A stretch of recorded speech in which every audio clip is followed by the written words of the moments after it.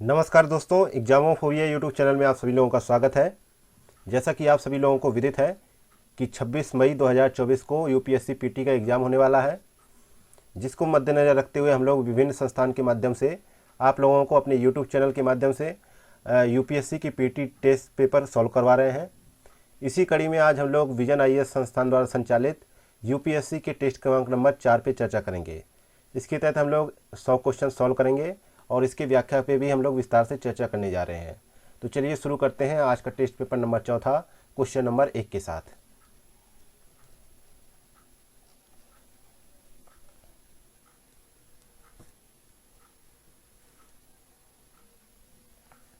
Question number पहला कह रहा है, निम्नलिखित कथनों पर विचार करें।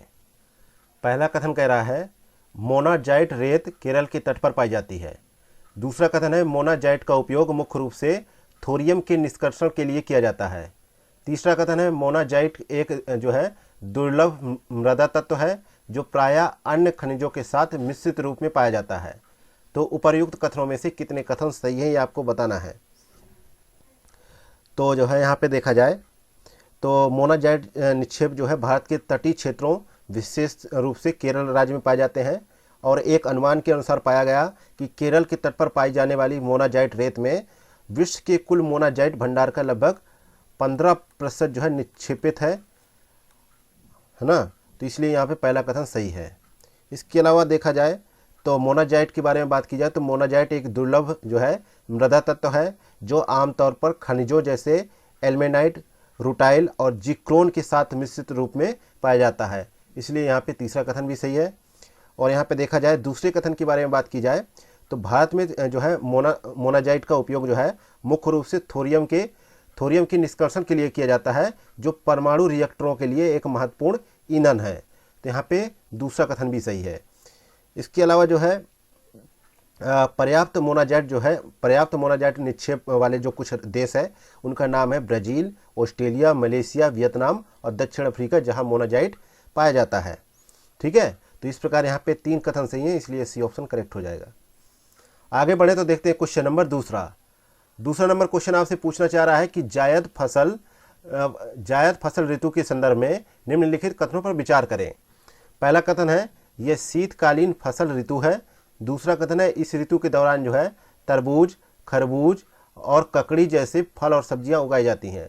तीसरा कथन है, इस ऋतु के दौरान जो है फसल की अधिकांश विकास अवधि के लिए ठंडे एवं शुष्क मौसम और फूल एवं फल आने के दौरान जो है छोटे दिन वाली अवधि की आवश्यकता होती है। तो उपर्युक्त कथनों में से कितने कथन यहाँ पे सही है ये आपको बताना है। ठीक है, तो यहाँ पे दूसरे में देखा जाए, क्या देखें कि जायद एक जो है अल्पकालिक ग्रीष्मकालीन फसल ऋतु है जो रबी फसलों की कटाई के बाद शुरू होती है। इसलिए यहाँ पे पहला कथन गलत हो जाता है।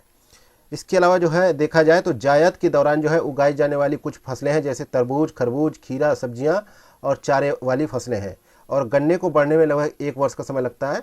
तो जो है अलग मेथड हो गया, लेकिन जो यहाँ पे कथन में कहा गया है कि तरबूज, खरबूज और ककड़ी जो है इत्यादि उगाए जाते हैं, तो यहाँ पे दूसरा स्टेटमेंट सही हो जाएगा। लेकिन कहा जाए तो तीसरे स्टेटमेंट की बात की जाए तो जायद की फसल जो है अधिकांश विकास अवधि के लिए गर्म एवं शुष्क मौसम और फल के पकने के दौरान जो है लंबे दिन वाली अवधि की आवश्यकता होती है, ना कि छोटे दिन वाली अवधि की आवश्यकता होती है। तो यहाँ पे तीसरा स्टेटमेंट गलत हो जाता है। ठीक है, तो यहाँ पे केवल एक ही स्टेटमेंट सही है, दूसरा नंबर का, ये ऑप्शन करेक्ट हो जाएगा। नेक्स्ट है क्वेश्चन नंबर तीसरा, निम्नलिखित युग्मों पर विचार करें। एक तरफ दशक दे रखा है, दूसरी तरफ मुख्य विशेषता दे रखी है। तो 1901 से 1921 के मध्य जो है देखा जाए तो किस पहचान के रूप में जाना जाता है। ठीक है, तो 1901 से 1921 की अवधि को भारत की जनसंख्या वृद्धि की रुद्र या स्थिर प्रावस्था के रूप में जाना जाता है, क्योंकि इस अवधि में वृद्धि दर बहुत कम थी। ठीक है, तो यहाँ पे देखा जाए पहला गलत हो जाएगा। और अगला है 1921 से 1951 के मध्य की अवस्था के बारे में बात की जाए तो इस दशक में जो है जनसंख्या की स्थिर वृद्धि की अवधि के रूप में जाना जाता है। ठीक है, तो यहाँ पे जो है ये सही हो जाएगा। अगला है तीसरी अवस्था के बारे में बात की गई है। तो 1951 से 81 के मध्य की अवस्था है। क्या है? इस दौरान जो है भारत में जनसंख्या विस्फोट की अवधि के रूप में जाना जाता है। ठीक है, और यह जनसंख्या विस्फोट जो है देश में मृत्यु दर में तीव्र ह्रास और जनसंख्या की उच्च प्रजनन दर के कारण हुआ। तो यहाँ पे देखा जाए तो औसत वार्षिक वृद्धि दर जो है इस दौरान जो है 2.2% तक उच्च स्तर पर रही। तो इसलिए यहाँ पे पहला और तीसरा गलत हो जाएगा। तो सही जवाब होगा केवल एक कथन सही है, दूसरे नंबर का।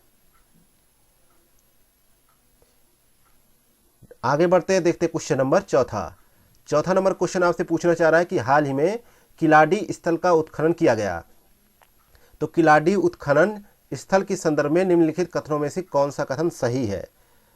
तो यहाँ पे देखा जाए तो किलाडी उत्खनन स्थल जो है वैगई नदी के किनारे पर स्थित है।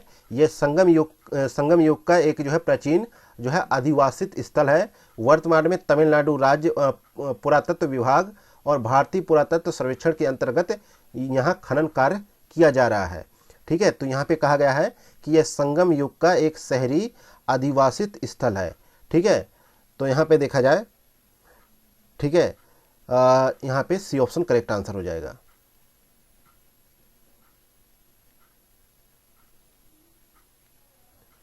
आगे बढ़ते हैं तो देखते हैं क्वेश्चन नंबर 5। क्वेश्चन नंबर 5 है निम्नलिखित फसलों पर विचार करें। पहला है रागी, दूसरा बाजरा, तीसरा जूट, चौथा चावल। तो यहाँ पे कहा गया है कि उपर्युक्त में से कितनी फसलें जो है शुष्क भूमि कृषि क्षेत्रों में उगाई जा सकती हैं। तो यहाँ पे पांचवें में देखा जाए कि यहाँ पे तो फसलों के लिए जो है क्या क्या जरूरी है। तो यहाँ पे पूछा गया है उपर्युक्त में से कितनी फसलें शुष्क भूमि कृषि क्षेत्रों में उगाई जा सकती हैं। तो भारत में शुष्क भूमि कृषि जो है काफ़ी हद तक लगभग 75 सेमी से कम वार्षिक वर्षा वाले क्षेत्रों तक ही सीमित है। और इन क्षेत्रों में शुष्कता को सहने की जो है क्षमता होती है। वे फसलें कौन कौन सी हैं? तो रागी है, बाजरा है, मूंग है, चना है और जो है ग्वार है। ठीक है, तो यहाँ पे देखा जाए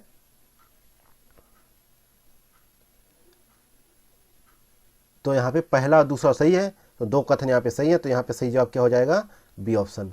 जबकि देखा जाए तो चावल और जूट जो है के बारे में बात की जाए तो ये जो है चावल, जूट और गन्ना जैसी विभिन्न फसलें जो है जल गहन फसलें हैं। ठीक है, और जो है साथ ही कहा जाए तो इन क्षेत्रों के ताजे जल निकायों में जल कृषि की जाती है। और आर्द्र भूमि क्षेत्रों में वर्षा ऋतु में जो है वर्षा से प्राप्त जल पौधों की जरूरत से अधिक होती है। ये प्रदेश जो है बाढ़ और मृदा अपरदन जैसे खतरों का सामना कर रहे होते हैं, जूट और चावल। ठीक है, तो आगे बढ़ते हैं, देखते हैं क्वेश्चन नंबर 6वां। क्वेश्चन नंबर 6वां है ग्रेट बैकयार्ड बर्ड काउंट के संदर्भ में निम्नलिखित कथनों पर विचार करें। पहला कथन है यह प्रत्येक 4 वर्ष में एक बार आयोजित होने वाला एक सामुदायिक विज्ञान प्रोजेक्ट है। दूसरा कथन है देश में GBBC का आयोजन द बर्ड काउंट इंडिया द्वारा किया जाता है। तीसरा कथन है विश्व में पक्षियों की प्रजातियों की तीसरी सबसे बड़ी संख्या भारत में दर्ज की गई है। तो उपर्युक्त में से कौन सी कथन यहाँ पे सही है? ठीक है, तो यहाँ पे देखा जाए तो पहला कथन कह रहा है यह प्रत्येक 4 वर्ष में एक बार आयोजित होने वाला एक सामुदायिक विज्ञान प्रोजेक्ट है। ठीक है,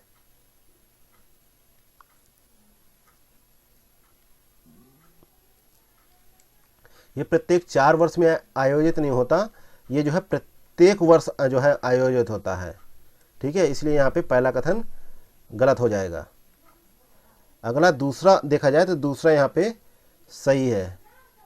तीसरे के बारे में बात की जाए तो तीसरे में देखा जाए तो यहाँ पे तीसरा भी सही है। ठीक है, ग्रेट बैकयार्ड बर्ड काउंट के अनुसार जो है पश्चिम बंगाल में पक्षी प्रजातियों की सर्वाधिक संख्या दर्ज की गई, जहां 489 है। और उसके बाद जो है उत्तराखंड में 426 है, फिर अरुणाचल प्रदेश में 407 है, असम में 397 है, कर्नाटका में 371 है। ठीक है, और जो है भारत जो है संयुक्त राज्य अमेरिका के बाद जो है दूसरे स्थान पर है वृद्धि के परिणाम स्वरूप। और जो है इसके अतिरिक्त बात की जाए तो GBVC कार्यक्रम के दौरान किसी भी देश में दर्ज की गई प्रजातियों की कुल संख्या में भारत जो है तीसरे पायदान पर है। तो यहाँ पे जो है दूसरा तीसरा सही है, यानी सी ऑप्शन करेक्ट आंसर हो जाएगा।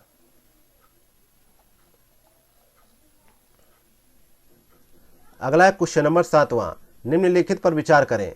पहला है जापान में धार्मिक मान्यताएं, दूसरा जापान की जो है दंतोरित तटरेखा, चौथा है लॉरेंसियन प्रकार की जलवायु की उपस्थिति, चौथा है तट के पास गर्म कुरोशियो और ठंडी उरोशियो धाराओं का मिलना। तो प्रयुक्त में से कितने कारकों ने जापान में जो है मत्स्यन गतिविधियों के विकास में सकारात्मक योगदान दिया है?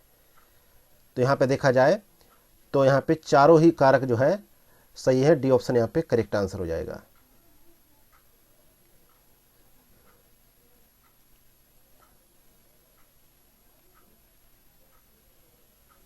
नेक्स्ट देखते हैं क्वेश्चन नंबर 8वां नंबर क्वेश्चन पूछ रहा है कि निम्नलिखित कथनों पर विचार करें।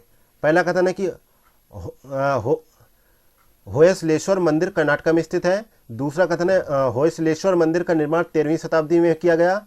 तीसरा कथन है होयसलेश्वर मंदिर भगवान वेंकटेश्वर को समर्पित है। चौथा कथन है हाल ही में भारत सरकार ने इस मंदिर को यूनेस्को की विश्व धरोहर स्थल की सूची हेतु आधिकारिक रूप से नामित किया है। तो यहाँ पे सही कथनों का चुनाव करना है। तो यहाँ पे देखा जाए केंद्रीय संस्कृति मंत्रालय ने घोषणा की है कि कर्नाटक में बेलूर और जो है हलेबीड और सोमनाथपुरा के होयसलेश्वर मंदिर जो वर्ष को जो है भारत ने वर्ष 2022-23 हेतु यूनेस्को की विश्व धरोहर स्थलों की सूची के लिए अधिकारित किया है। तो इस प्रकार से यहाँ पे चौथा सही कथन हो जाएगा। और जो है होयसलेश्वर मंदिर को जो है हलेबीडू मंदिर के नाम से भी जाना जाता है। ये 12वीं शताब्दी का जो है एक हिंदू मंदिर है जो भगवान शिव को समर्पित है, ठीक है, ना कि भगवान वेंकटेश्वर को समर्पित है, इसलिए तीसरा भी गलत है, ठीक है। अगला है कि यह मंदिर जो है कर्नाटक के शहर जो है हलेबीडू का सबसे बड़ा स्मारक है। और यहाँ पे देखा जाए तो ये जो है कर्नाटक में स्थित है, ठीक है, हाँ ठीक है, पहला कथन सही है। और इस मंदिर का निर्माण जो है राजा विष्णुवर्धन ने एक बड़ी मानव निर्मित झील के किनारे करवाया था। और इसका निर्माण जो है 1121 ईस्वी के आसपास और 1160 ईस्वी में पूरा हुआ। तो यहाँ पे दूसरा कथन गलत है। तो यहाँ पे पहला और चौथा गलत है, यानी 2 कथन सही है, 2 गलत है, ठीक है। तो यहाँ पे बी ऑप्शन करेक्ट हो जाएगा। अगला देखते हैं क्वेश्चन नंबर 9वां, वर्ष 2011 की जनगणना के अनुसार भारत की किशोर जनसंख्या के संदर्भ में निम्नलिखित कथनों पर विचार कीजिए। पहला कथन है किशोर देश की कुल आबादी का लगभग 5वां हिस्सा है। और दूसरा कथन है महिला किशोरों की तुलना में पुरुष किशोरों की संख्या अधिक है। तो प्रयुक्त कथनों में से कौन सा कथन यहाँ पे सही है? तो यहाँ पे देखा जाए तो भारत में जनसंख्या वृद्धि का महत्वपूर्ण पक्ष इसके किशोरों की वृद्धि रही है। और देश की जनसंख्या में कुल किशोर देखा जाए 10 से 19 वर्ष की आयु वर्ग की हिस्सेदारी लगभग जो देखा जाए तो 20.9% रही है 2011 की जनगणना के अनुसार। और जिसमें से 52.7% किशोर जो है पुरुष और 47 पॉइंट जो है किशोरियाँ महिलाएं थीं, ठीक है। इस प्रकार यहाँ पे दोनों कथन सही हो जाएगा और सी ऑप्शन करेक्ट हो जाएगा। अगला है क्वेश्चन नंबर 10वां, निम्नलिखित कथनों पर विचार करें। पहला कथन है मिश्रित कृषि विश्व के अत्यधिक विकसित भागों में की जाती है। दूसरा कथन है ऐसी प्रणाली जिसमें किसान केवल सब्जियां पैदा करते हैं उसे ट्रक कृषि के रूप में जाना जाता है। तीसरा कथन है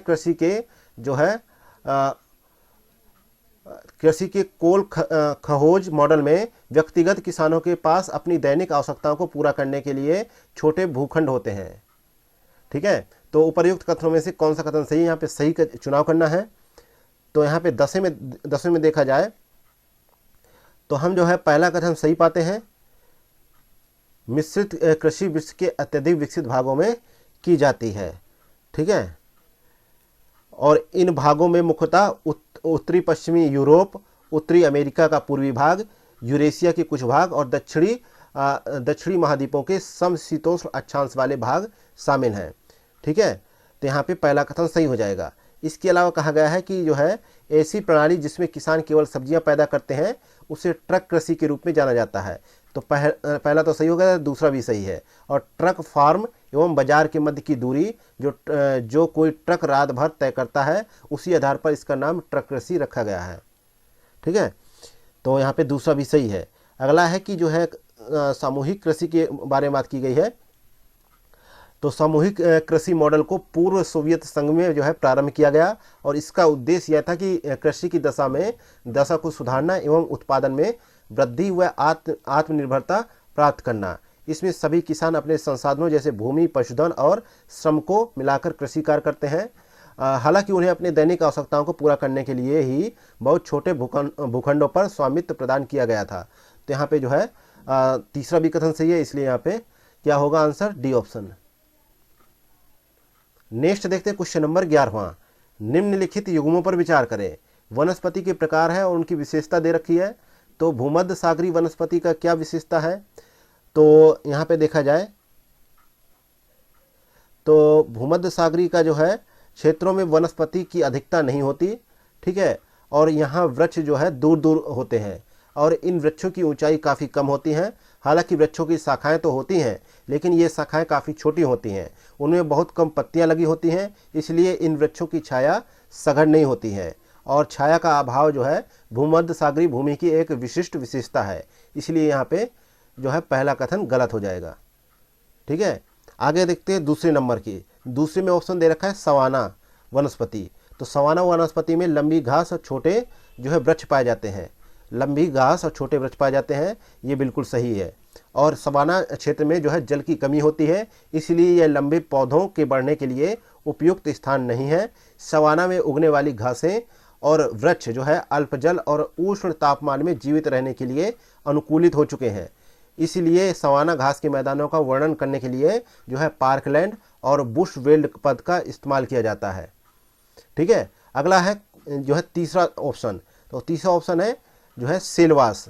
तो अमेजन बेसिन में उष्णकटिबंधीय वर्षा वन में जो है सघन वन और वनस्पति के विस्तार को चिन्हित करने के लिए सेलवास शब्द का प्रयोग किया गया। और उच्च तापमान और अच्छी वर्षा के कारण जो है उष्णकटिबंधीय वर्षा वनों में वनस्पति की अधिकता पाई जाती है, इसलिए यहाँ पे जो है तीसरा स्टेटमेंट भी गलत हो गया। तो यहाँ पे ए ऑप्शन करेक्ट हो जाएगा, सही केवल एक ऑप्शन है। अगला क्वेश्चन देखते हैं 12वां नंबर, जो है अपरिष्कृत पेट्रोलियम के संदर्भ में निम्नलिखित कथनों पर विचार करें। पहला कथन है, यह ऑटोमोबाइल, रेलवे और वायुयानों में आंतरिक दहन इंजन के लिए ऊर्जा का एक अनिवार्य स्रोत है। दूसरा कथन है, यह सामान्यतः पृथ्वी की सतह के अवसादी मेंटल में पाया जाता है। तीसरा कथन है, विश्व के 80% से अधिक पेट्रोलियम भंडार फारस की खाड़ी क्षेत्र में मौजूद है। तो उपर्युक्त कथनों में से कितने कथन सही हैं?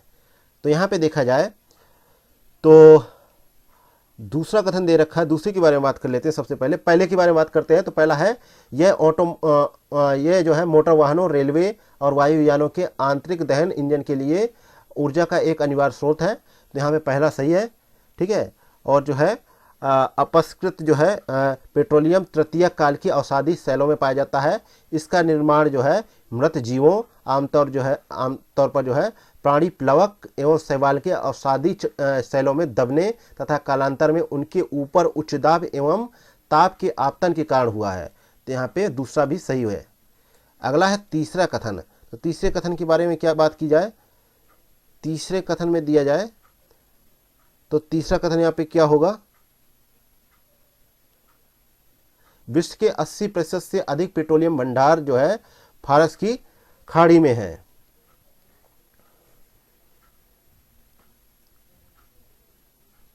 तो यहाँ पे जो है तीसरा कथन यहाँ पे गलत हो जाता है। ठीक है,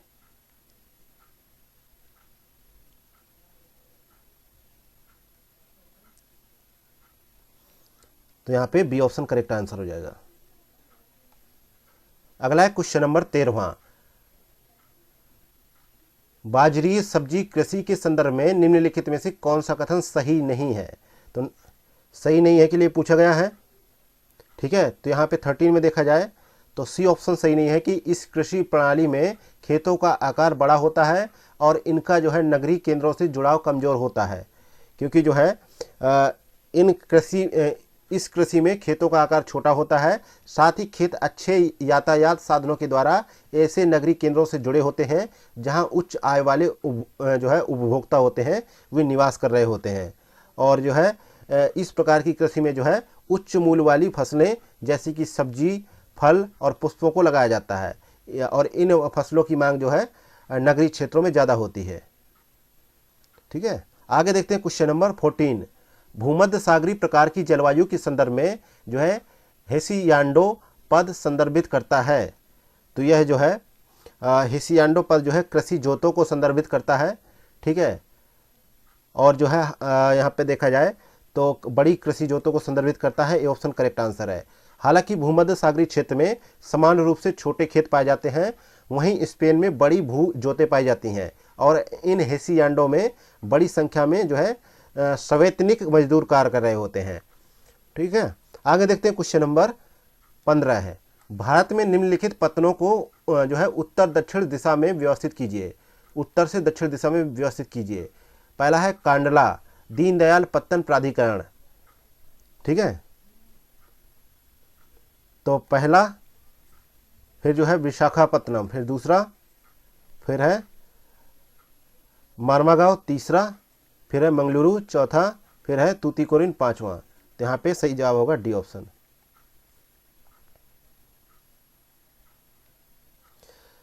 कांडला पत्तन के बारे में बात की जाए तो यह पश्चिमी भारत में गुजरात राज्य के कच्छ जिले में गांधीधाम शहर के निकट एक पत्तन और शहर है।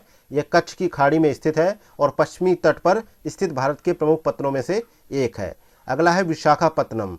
ठीक है, ये जो है आंध्र प्रदेश में स्थित है। ठीक है, और जो है तूतीकोरिन कहाँ पे स्थित है, ये तमिलनाडु में। और मार्मागांव पत्तन जो है 1885 में इसको अधिकृत किया गया, ये गोवा में स्थित है। अगला है जो है मंगलौर पत्तनम, ये जो है कर्नाटक राज्य के मंगलुरु के जो है पानमपुर में स्थित है। ठीक है, अगला देखते हैं क्वेश्चन नंबर 16 है। 16 नंबर क्वेश्चन आपसे पूछना चाह रहा है कि निम्नलिखित युग्मों पर विचार करें, इनका मिलान करना है। तो विश्व के प्रमुख कोयला क्षेत्र हैं और देश हैं, तो इनका मिलान करना है। तो 16 में देखा जाए तो उत्तरी अमेरिका में कौन कौन से पाए जाते हैं। उत्तरी अमेरिका में देखें तो सही सम्मिलित के लिए पूछा है डोनेट्ज कोयला बेसिन कहाँ पर है, ये कहाँ पर पड़ेगा, ये कहाँ पे पड़ेगा, ये पड़ेगा यूरोप में। ठीक है, यूरोप में पड़ता है, इसलिए यहाँ पे पहला गलत हो जाएगा। ठीक है, और देखा जाए कालाबाग और थार कोयला क्षेत्र कहाँ पे पड़ेगा,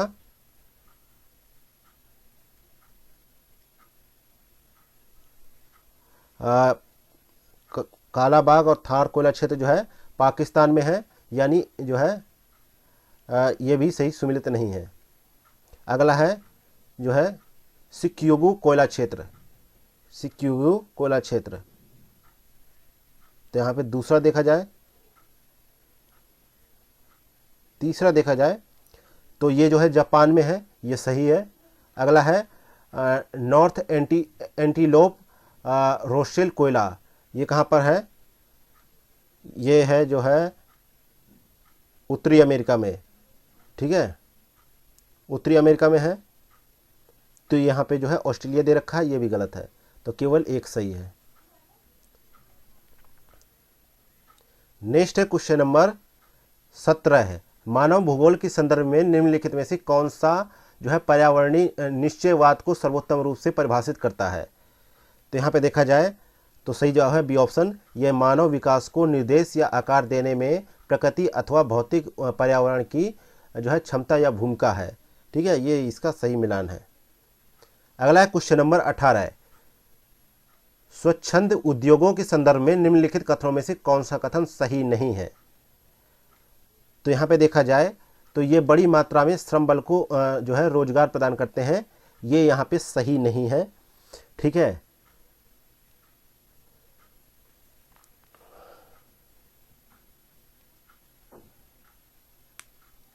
स्वच्छंद उद्योग जो है व्यापक विविधता वाले स्थानों पर स्थित होते हैं। ये किसी विशिष्ट कच्चे माल पर निर्भर नहीं रहते। ये उद्योग जो है व्यापक रूप से संघटक पुर्जों पर निर्भर रहते हैं।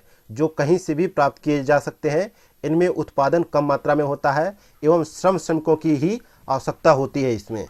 ठीक है, तो और जो है यहाँ पे कहा जाता है ये समानता उद्योग जो है प्रदूषण नहीं फैलाते हैं और सड़कों के नेटवर्क द्वारा जो है अभिगम्यता इनकी जो है अवस्थिति हेतु उत्तरदायी एक प्रमुख कारण है। ठीक है, आगे बढ़ते हैं, देखते हैं क्वेश्चन नंबर 19 नंबर क्वेश्चन आपसे पूछ रहा है कि सीसी मक्खियों के संदर्भ में निम्नलिखित कथनों पर विचार करें। पहला कथन है ये अनन्य रूप से उप सहारा अफ्रीका में 14 डिग्री उत्तर और 20 डिग्री दक्षिणी अक्षांशों के बीच पाई जाती है। दूसरा कथन है ये परजीवी हैं जो कशेरुकी जंतुओं के रक्त को ग्रहण करके जो है जीवित रहती है। तीसरा कथन है इनका काटना मनुष्यों एवं पशुओं के लिए घातक हो सकता है। और तो यहाँ पे आपसे पूछा गया है कि उपर्युक्त कथनों में से कितने कथन यहाँ पे सही होंगे। तो यहाँ पे 19 में देखें हम लोग, तो जो है पहले समझ लेते हैं कि जो है हाल ही में सीसी मक्खी द्वारा छोड़े जाने वाले एक नए जो है फेरोमोन की पहचान की गई है। इस नए फेरोमोन की जो है सहायता से कीटों द्वारा किए जाने वाले संवाद के तरीकों के बारे में जानकारी प्राप्त होगी और साथ ही इससे रोगों के प्रसार को कम करने में सहायता मिलेगी। ठीक है, तो यहाँ पे कहा गया है कि जो है सीसी आकार में बड़ी और काटने वाली मक्खियाँ होती हैं। ये मूल रूप से उष्णकटिबंधीय अफ्रीका के अधिकतर भागों में पाई जाती हैं और सीसी मक्खियाँ जो है अनन्य रूप से उप सहारा अफ्रीका में 14 डिग्री उत्तरी और 20 डिग्री दक्षिणी अक्षांशों के बीच पाई जाती हैं। इसलिए यहाँ पे पहला स्टेटमेंट सही है। इसके अलावा कहा जाए तो यहाँ पे सीसी एक जो है अविकल्पी परजीवी है जो कशेरुकी जंतुओं के रक्त को ग्रहण करके जीवित रहती है। इसके अलावा सीसी मक्खियाँ अफ्रीकी जो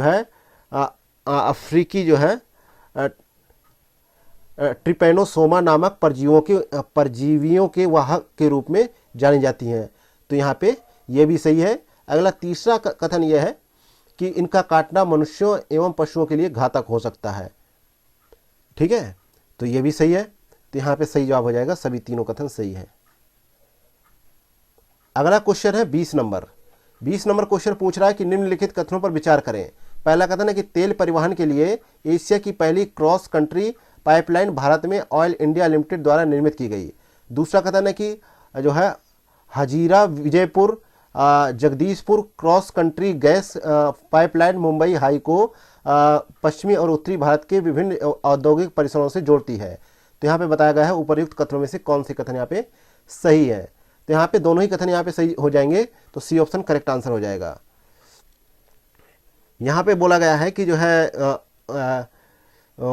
जो है पेट्रोलियम एवं प्राकृतिक गैस मंत्रालय के प्रशासन के अधीन जो है स्थापित की गई ऑयल इंडिया लिमिटेड। ठीक है, और इसकी स्थापना जो है कब हुई थी 1959 में।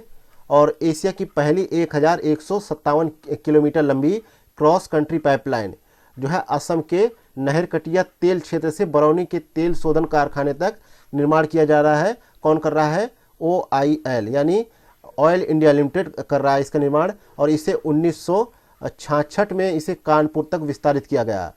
इसके अलावा जो है गेल इंडिया लिमिटेड की 1984 में एक जो है सार्वजनिक क्षेत्र के उपक्रम के रूप में प्राकृतिक गैस परिवहन प्रसंस्करण और आर्थिक उपयोग हेतु इसका जो है विपणन करने के लिए इसकी स्थापना की गई। तो यहाँ पे देखा जाए तो दूसरे कथन में कहा गया है कि जो है यहाँ पे कि जो है गेल द्वारा निर्मित पहली 1700 किलोमीटर लंबी जो है हजीरा विजयपुर जगदीशपुर की बीच जो है एक क्रॉस कंट्री गैस पाइपलाइन बिछाई गई जो मुंबई हाई और बशीन गैस क्षेत्रों को पश्चिमी और उत्तरी भारत में विभिन्न उर्वरक बिजली और औद्योगिक परिसरों से आपस में जोड़ती है। तो यहाँ पे दूसरा कथन भी सही हो जाएगा। ठीक है, तो इस प्रकार सी ऑप्शन करेक्ट हो गया था। अगला है क्वेश्चन नंबर 21, मानव विकास के स्तंभों के संदर्भ में निम्नलिखित युग्मों पर विचार करें। तो समता दे रखा है, तो समता का मिलान क्या होगा? तो समता का आशय होता है उपलब्ध अवसरों तक प्रत्येक व्यक्ति के लिए समान पहुंच की व्यवस्था करना। ठीक है, तो यह मिलान जो है सही है। अगला है जो है सशक्तिकरण यानी विकल्प को चुनने की शक्ति होना, यह भी सही है। तीसरा है जो है संधारणीयता, अवसरों की उपलब्धता में निरंतरता, तीसरा भी सही है। चौथा है उत्पादकता यानी इनपुट की प्रति इकाई की सापेक्ष आउटपुट की माप, ये भी सही है। तो यहाँ पे जो है सारे मिलान सही है, तो सभी चारों सही हो जाएगा। आगे देखते हैं क्वेश्चन नंबर 22, 22 नंबर क्वेश्चन आपसे पूछ रहा है, निम्नलिखित युग्मों पर विचार करें। प्रमुख शहर और देश दे रखा है, तो मारियोपोल शहर कहाँ पर है? ये जो है दक्षिण पूर्वी यूक्रेन में स्थित है, जबकि रूस लिखा है तो ये जो है गलत हो जाएगा। अगला है अदाना। अदाना शहर जो है दक्षिण मध्य तुर्की में स्थित है, ठीक है, तो ये भी गलत हो जाएगा। अगला है रियाद। ये जो है सऊदी अरब की राजधानी है, जो देश के मध्य क्षेत्र में स्थित है। यह सऊदी अरब का सबसे बड़ा शहर है, ठीक है, तो यहाँ पे तीसरा सही है, तो यहाँ पे केवल एक ऑप्शन सही हो जाएगा। नेक्स्ट है क्वेश्चन नंबर 23। सीमा सड़क संगठन के संदर्भ में निम्नलिखित कथनों पर विचार कीजिए। पहला कथन है, यह रक्षा मंत्रालय के अधीन एक वैधानिक निकाय है। दूसरा कथन है, इसकी स्थापना भारत चीन युद्ध के बाद उच्च तुंगता वाले क्षेत्रों में सड़क निर्माण के लिए की गई। तीसरा कथन है, मनाली को लाहौल स्पीति घाटी से पूरे वर्ष जोड़ने वाली अटल टनल का निर्माण बीआरओ ने किया था। तो उपर्युक्त कथनों में से कितने कथन यहाँ पे सही हैं? तो यहाँ पे देखा जाए तो सीमा सड़क संगठन जो है भारत सरकार के रक्षा मंत्रालय के स्वामित्व में एक वैधानिक निकाय है, और बीआरओ भारत के सीमावर्ती क्षेत्रों और मित्र पड़ोसी देशों में सड़क नेटवर्क का विकास और रखरखाव करता है। तो पहला कथन यहाँ पे सही हो जाएगा, ठीक है। दूसरे कथन में कहा गया है कि बीआरओ की स्थापना 1960 में की गई, ना कि 62 में, और इसे देश की उत्तरी एवं उत्तर पूर्वी सीमा से सटी सामरिक दृष्टि से महत्वपूर्ण सड़कों के तीव्र और समन्वित सुधार के माध्यम से आर्थिक विकास को गति देने एवं रक्षा तैयारियों को मजबूती प्रदान करने के उद्देश्य से किया गया था। तो दूसरा कथन यहाँ पे गलत हो गया। तीसरे कथन की बात की जाए, तीसरे कथन के लिए बात की जाए तो तीसरा कथन यहाँ पे है कि अटल टनल के बारे में बात की जा रही है। ये 9.02 किलोमीटर का निर्माण है। ये सीमा सड़क संगठन द्वारा किया गया, और यह सुरंग पूरे वर्ष मनाली को लाहौल स्पीति घाटी से जोड़ती है। पहले यह घाटी भारी बर्फबारी के कारण 6 महीने तक अलग थलग रहती थी, और वहाँ पे लोगों का पहुँचना काफ़ी दूभर होता था। यह सुरंग जो है हिमालय की पीर पंजाल पर्वतमाला में औसत समुद्र तल से लगभग 3000 मीटर की ऊंचाई पर अत्याधुनिक सुविधाओं के साथ बनाई गई है। तो यहाँ पे तीसरा कथन भी सही हो जाए। तो यहाँ पे देखा जाए कि 2 ऑप्शन सही हो जाएंगे, बी ऑप्शन करेक्ट हो जाएगा। नेक्स्ट देखते हैं क्वेश्चन नंबर 24। निम्नलिखित पर विचार करें। पहला कथन है कि प्रति इकाई क्षेत्र में अत्यधिक या अधिक उत्पादन। दूसरा है मशीनरी का बड़े पैमाने पर उपयोग। तीसरा है उच्च श्रम उत्पादकता। चौथा है उर्वरता बनाए रखने के लिए खाद का उपयोग। तो उपर्युक्त में से कितनी धान की खेती जो है की प्रमुख विशेषताएं हैं? तो यहाँ पे देखा जाए 24 से हम लोग देखते हैं कि जो है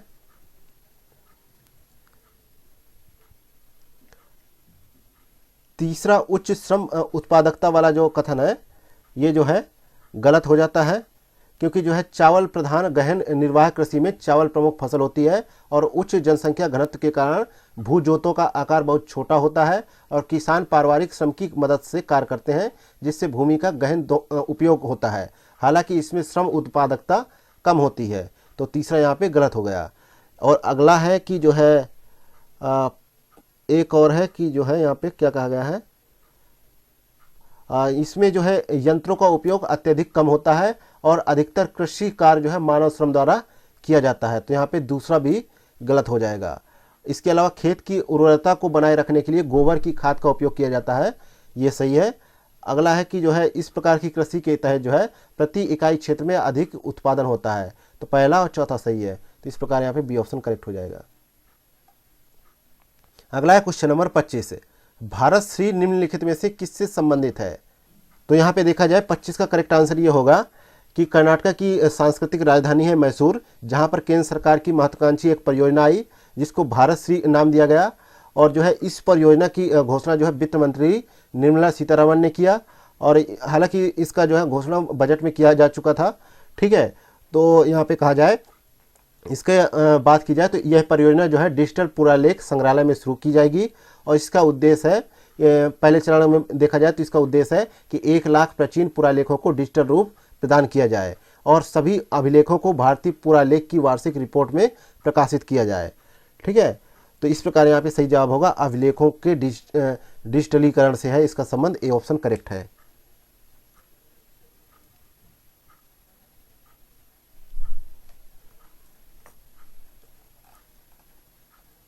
अगला है क्वेश्चन नंबर 26, चलवासी पशुचारण निम्नलिखित में से किस क्षेत्र या किन क्षेत्रों में प्रचलित है? पहला है हिमालय, दूसरा टुंड्रा प्रदेश, तीसरा है उत्तरी अफ्रीका के अटलांटिक तट, चौथा है मेडागास्कर द्वीप। तो नीचे दिए गए कूट का प्रयोग कर सही उत्तर का चयन करें। तो यहाँ पे देखा जाए चारों यहाँ पे सही है, ये चारों ही चलवासी पशुचारण क्षेत्र के प्रचलित उदाहरण है।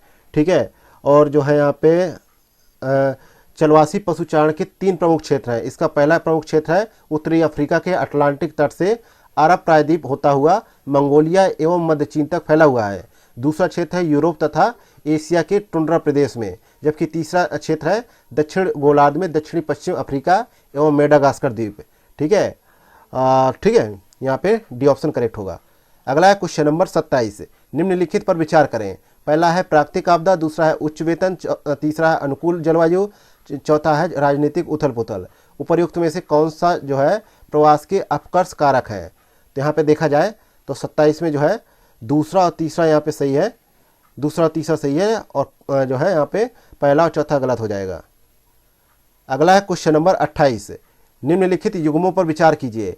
एक तरफ जलमार्ग है और दूसरी तरफ अपवाहित होते हैं। कहाँ पे अपवाहित होते हैं? तो यहाँ पर देखा जाए तो राइन जलमार्ग जो है कहाँ पे होते हैं? राइन नदी जर्मनी और नीदरलैंड से जो है होकर प्रवाहित होती है। यह पूर्व मध्य स्विट्जरलैंड के आल्प्स से निकलती है और अपने अंतिम भाग में यह नदी 2 छोटे मुख्य जलमार्गों में बढ़ जाती है, जिसका एक प्रवाह उत्तर और दूसरा पश्चिम की ओर नीदरलैंड से प्रवाहित होते हुए उत्तरी सागर में मिल जाते हैं। तो इसलिए यहाँ पे पहला मिलान सही है। अगला है दूसरा मिलान ओल्गा जलमार्ग। तो ओल्गा जलमार्ग जो है रूस में अत्यधिक संख्या में विकसित जलमार्ग है और इनसे जो है बोल्गा सर्वाधिक महत्वपूर्ण है। यह नदी जो है कैस्पियन सागर में मिल जाती है। तो यहाँ पे देखा जाए तो जो है ये भी मिलान सही है। और अगला है मिसिसिपी ओहियो। ये जो है संयुक्त राज्य अमेरिका के आंतरिक भागों को दक्षिण अफ्रीका में मैक्सिको की खाड़ी के साथ जोड़ता है। ठीक है, तो ये भी सही है। तो इसलिए यहाँ पे सी ऑप्शन करेक्ट आंसर हो जाएगा। तीनों मिलान सही है। नेक्स्ट क्वेश्चन नंबर 29, यक्षगान के संदर्भ में निम्नलिखित कथनों पर विचार करें। पहला कथन है कि यह कर्नाटक राज्य और केरल के कासरगोड जिले में एक लोकप्रिय रंगमंच कला शैली है। और दूसरा कथन है कि चित्रित दृश्य जो है भागवत पुराण से प्रेरित है। तीसरा कथन है यह नृत्य जो है संगीत और संवाद का संयोजन या मिश्रण है। चौथा कथन है इस कला शैली की सबसे आकर्षक विशेषताओं में से अलंकृत और रंगीन वेशभूषा, श्रृंगार और मुखौटे शामिल हैं। तो यहाँ पे कहा गया है कि उपरोक्त कथनों में से कितने कथन सही हैं ये आपको बताना है। ठीक है, तो यहाँ पे देखा जाए तो सारे कथन यहाँ पे सही है, इसलिए डी ऑप्शन यहाँ पे करेक्ट आंसर हो जाएगा। नेक्स्ट है क्वेश्चन नंबर 30। क्वेश्चन नंबर 30 है निम्नलिखित कथनों पर विचार करें। पहला कथन है लिग्नाइट भारत में पाया जाने वाला सबसे सामान्य कोयला है। दूसरा कथन है लिग्नाइट कोयला मुख्य रूप से विद्युत उत्पादन और औद्योगिक क्रियाओं के लिए उपयोग में लाया जाता है। तीसरा कथन है लिग्नाइट के सर्वाधिक भंडार उड़ीसा एवं झारखंड राज्यों में पाए जाते हैं। तो उपर्युक्त कथनों में से कितने कथन सही है यह आपको बताना है। तो यहाँ पे देखा जाए तो भारत में विविध प्रकार के कोयले पाए जाते हैं और यह चीन के बाद जो है विश्व का दूसरा सबसे बड़ा कोयला उत्पादक देश है भारत। ठीक है, और जो है भारत में कहा जाए तो भारत में कहा जाए कि जो है लिग्नाइट कोयले के बारे में, तो यह एक निम्न श्रेणी का कोयला है जिसमें कार्बन सामग्री की मात्रा लगभग 25 से 35% तक होती है और नमी की मात्रा जो है उच्च होती है इसमें लगभग 20 से 50% तक, और इसका तापन मूल्य कम होता है और यह तमिलनाडु, गुजरात और राजस्थान राज्यों में पाया जाता है। और लिग्नाइट कोयला मुख्य रूप से विद्युत उत्पादन और औद्योगिक क्रियाओं के लिए उपयोग में लाया जाता है। तो यहाँ पे दूसरा कथन सही हो जाएगा। ठीक है, और तीसरे के बारे में बात की जाए तो तीसरा यहाँ पे गलत हो जाएगा, क्योंकि ये कोयला जो है ये जो है लिग्नाइट का भंडार जो है लगभग 41.96 बिलियन टन है भारत में, और इसमें से 90% जो है अकेले दक्षिणी राज्य तमिलनाडु में पाया जाता है। ठीक है, ना कि उड़ीसा में। तो तीसरा यहाँ पे गलत हो जाएगा। इसके अलावा एक कथन है, पहला कथन है कि लिग्नाइट भारत में पाया जाने वाला सबसे सामान्य कोयला है। लेकिन सबसे सामान्य कोयला कौन सा है? तो इसको ये कोयला है जो है बिटुमिन से, ठीक है, ये सबसे सामान्य कोयला है और ये भारत में पाया जाने वाला जो है सबसे सामान्य कोयला है और देश के कोयला भंडार में इसकी हिस्सेदारी लगभग 80% है, ठीक है। तो यहाँ पे ये भी गलत हो जाएगा, तो एक ही कथन सही है यहाँ पे, तो ए ऑप्शन सही जवाब होगा। नेक्स्ट देखते हैं क्वेश्चन नंबर 31। केन्या की मसाई जनजाति के संदर्भ में निम्नलिखित कथनों पर विचार करें। पहला कथन है, मसाई जनजाति एक खानाबदोश जनजाति है जो कभी अपने मवेशियों के झुंड के साथ पूर्वी अफ्रीका की मध्य उच्च भूमियों में विचरण करती है। दूसरा कथन है, इस जनजाति द्वारा कुबड़ और लंबे सींगों वाले जेबू मवेशी पाले जाते हैं। तीसरा कथन है कि मसाई जनजाति के लोग जो है लकड़ियों, झाड़ियों और मिट्टी से गोलाकार झोपड़ी बनाते हैं। तो यहाँ पे उपर्युक्त कथनों में से कौन सा कथन यहाँ पे सही है, ये आपको बताना है। तो यहाँ पे देखा जाए तो तीनों कथन यहाँ पे सही है, डी ऑप्शन यहाँ पे करेक्ट आंसर है। अगला देखते हैं क्वेश्चन नंबर 32। पाम ऑयल के संदर्भ में निम्नलिखित कथनों पर विचार कीजिए। पहला कथन है कि आंध्र प्रदेश भारत का सबसे बड़ा पाम ऑयल उत्पादक राज्य है। दूसरा कथन है, भारत विश्व में पाम ऑयल का सबसे बड़ा आयातक है। तो उपर्युक्त में से कौन सी कथन यहाँ पे सही है, ये आपको बताना है। तो यहाँ पे 32 में हम लोग देखते हैं, तो 32 में हम लोग क्या देखें, 32 में दोनों कथन यहाँ पे सही जवाब हो जाएंगे, सी ऑप्शन यहाँ पे सही है, ठीक है। तो पाम ऑयल एक जो है खाद्य वनस्पति तेल है जो पाम वृक्ष के फल के जो है मेसोकार्पस से प्राप्त होता है और इस तेल का उपयोग जो है खाद्य पदार्थों के निर्माण में, इसके अलावा सौंदर्य उत्पादकों में और जैव ईंधन के रूप में किया जाता है। लेकिन 2014 में तेल फसलों से उत्पादित वैश्विक तेल की कुल मात्रा में पाम ऑयल का योगदान लगभग 33% था, 33%, ठीक है। और वर्ष 2021 में जो है भारत लगभग 9.6 बिलियन अमेरिकी डॉलर के आयात मूल्य के साथ वैश्विक स्तर पर पाम ऑयल का सबसे बड़ा आयातक देश था। तो यहाँ पे दोनों कथन सही जवाब हो जाएंगे। इसके अलावा आंध्र प्रदेश के बारे में बात की गई है, तो उसके बारे में थोड़ा सा बात कर लेते हैं। तो भारत का सबसे बड़ा पाम ऑयल उत्पादक जो है राज्य है वो आंध्र प्रदेश है और इसकी उत्पादन क्षमता जो है 20 लाख टन है और भारत के जो है 2,78,000 टन कच्चे पाम ऑयल उत्पादन में आंध्र प्रदेश और तेलंगाना संयुक्त रूप से लगभग कितना 97% अपनी हिस्सेदारी रखते हैं, जिसमें से 83.5% हिस्सेदारी अकेले आंध्र प्रदेश रखता है। अगला है क्वेश्चन नंबर 33। आयु लिंग जनसंख्या पिरामिड के संदर्भ में निम्नलिखित ग्राफ पर विचार कीजिए। यह निम्नलिखित में से किस देश की जनसांख्यिकी संरचना का प्रतिनिधित्व करता है? तो यहाँ पे देखा जाए यह ऑस्ट्रेलिया की जनसंख्या का पिरामिड है, बी ऑप्शन यहाँ पे करेक्ट आंसर है। यह घंटी के आकार का होता है, साथ ही ऊपर की ओर ये पतला होता है। इससे ज्ञात ये हो जाता है कि इस देश में जन्म और मृत्यु दर जो है लगभग समान है, जिसके कारण यहाँ आबादी लगभग स्थिर बनी हुई है। अगला है क्वेश्चन नंबर 34।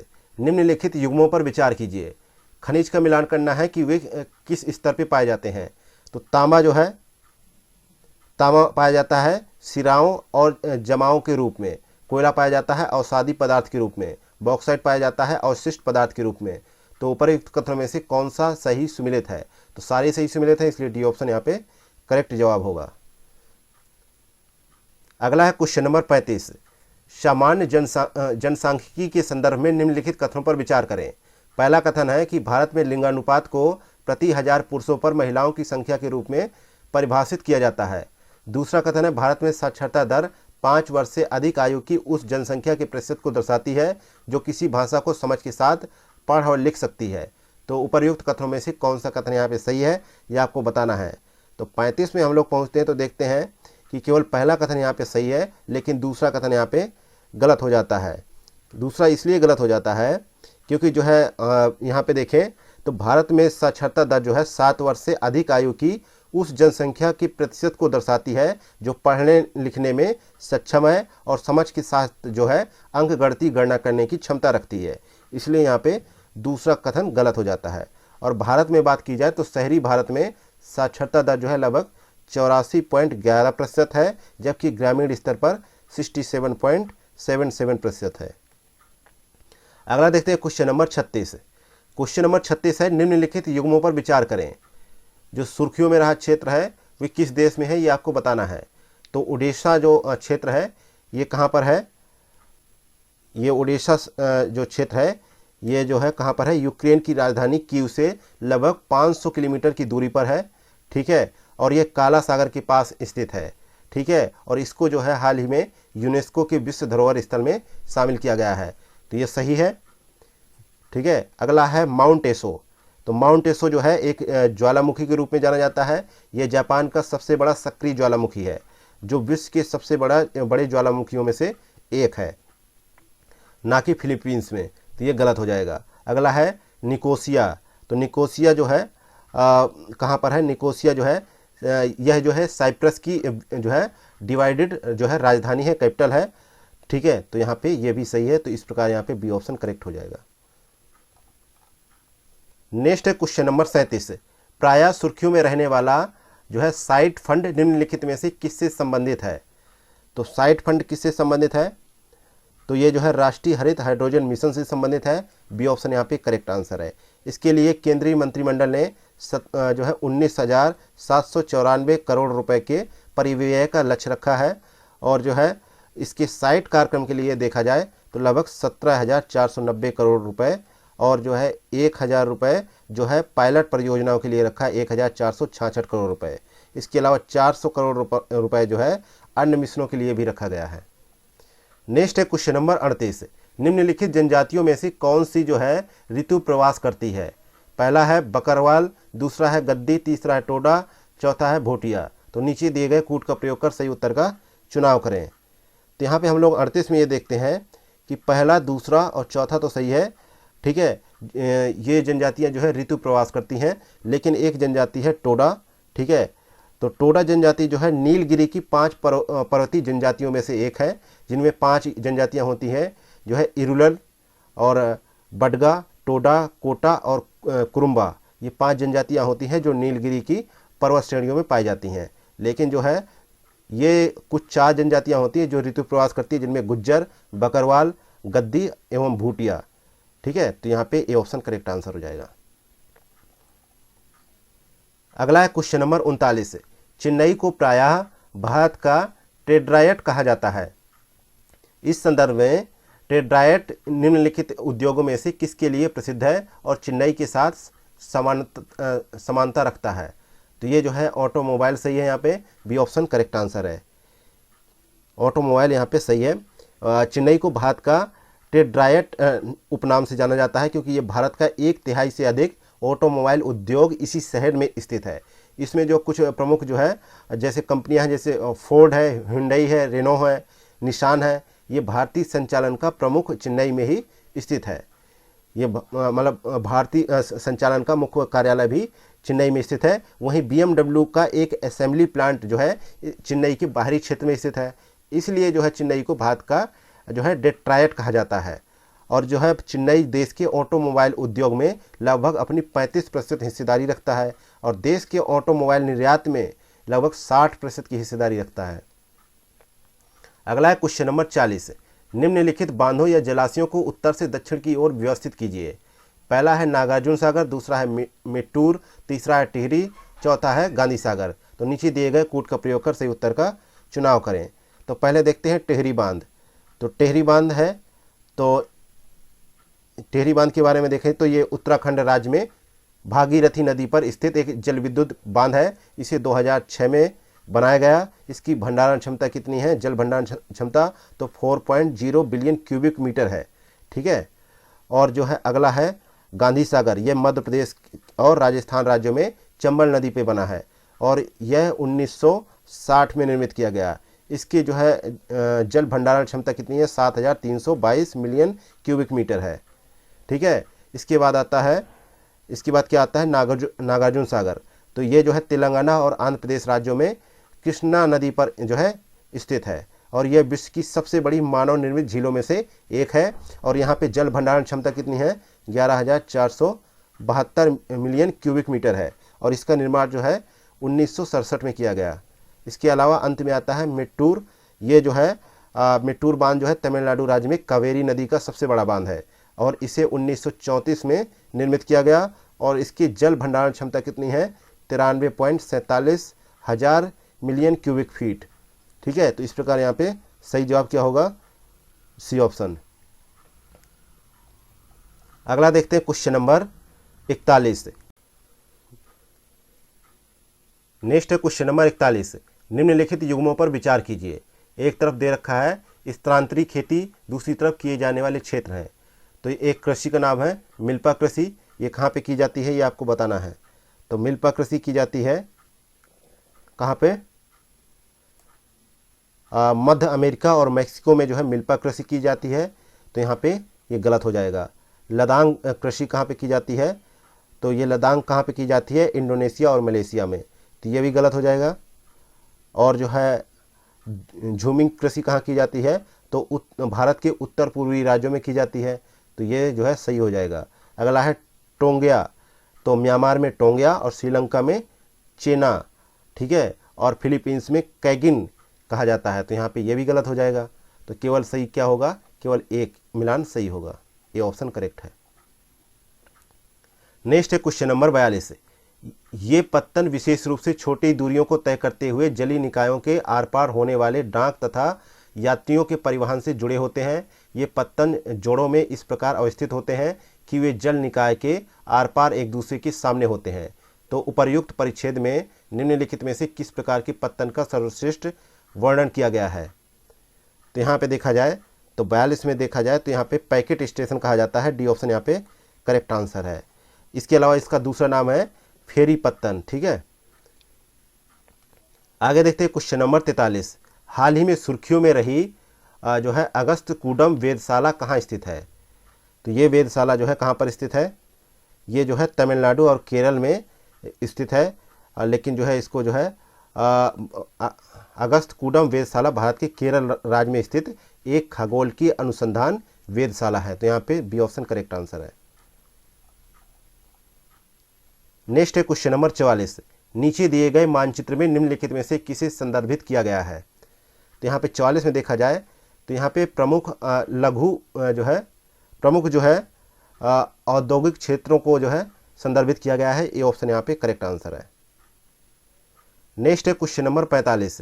निम्नलिखित युग्मों पर विचार करें। प्रदेश या क्षेत्र दे रखा है और जनजाति समुदाय दे रखा है।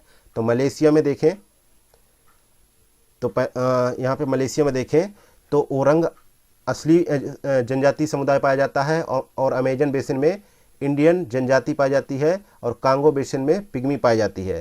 तो इस प्रकार यहाँ पे देखा जाए तो ये ऑप्शन सही जवाब है। नेक्स्ट है क्वेश्चन नंबर 46। निम्नलिखित कथनों पर विचार करें। पहला कथन है लौह और इस्पात संयंत्रों के लिए सर्वश्रेष्ठ अवस्थिति कच्चे माल के स्रोत के निकट होती है। दूसरा कथन है लौह और इस्पात उद्योगों के लिए आवश्यक कच्चे माल में लौह अयस्क, कोककारी कोयला, चूना पत्थर, डोलोमाइट आदि भार ह्रास वाले कच्चे माल शामिल होते हैं। तो उपर्युक्त कथनों में से निम्नलिखित में से कौन सा सही है। तो यहाँ पे 46 में देखा जाए ए ऑप्शन सही है। कथन पहला दूसरा दोनों सही है, कथन दूसरा फर्स्ट की सही व्याख्या कर रहा है।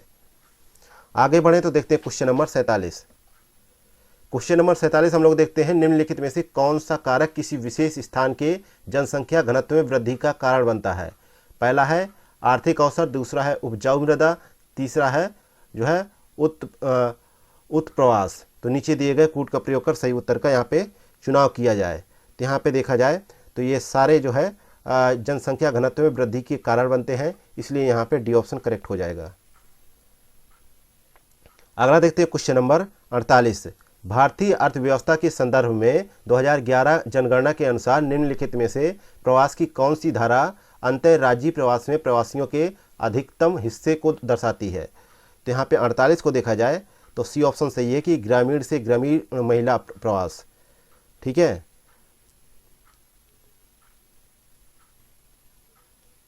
तो 48 का सी ऑप्शन यहाँ पे सही जवाब है, क्योंकि जो है देखा जाए तो भारत में 2011 की जनगणना के अनुसार जो है पिछले 10 वर्षों में निवास के आधार पर परिकलित 45.6 करोड़ प्रवासियों में से 14.2 करोड़ से 14.2 करोड़ ने अपने निवास का स्थान बदल लिया।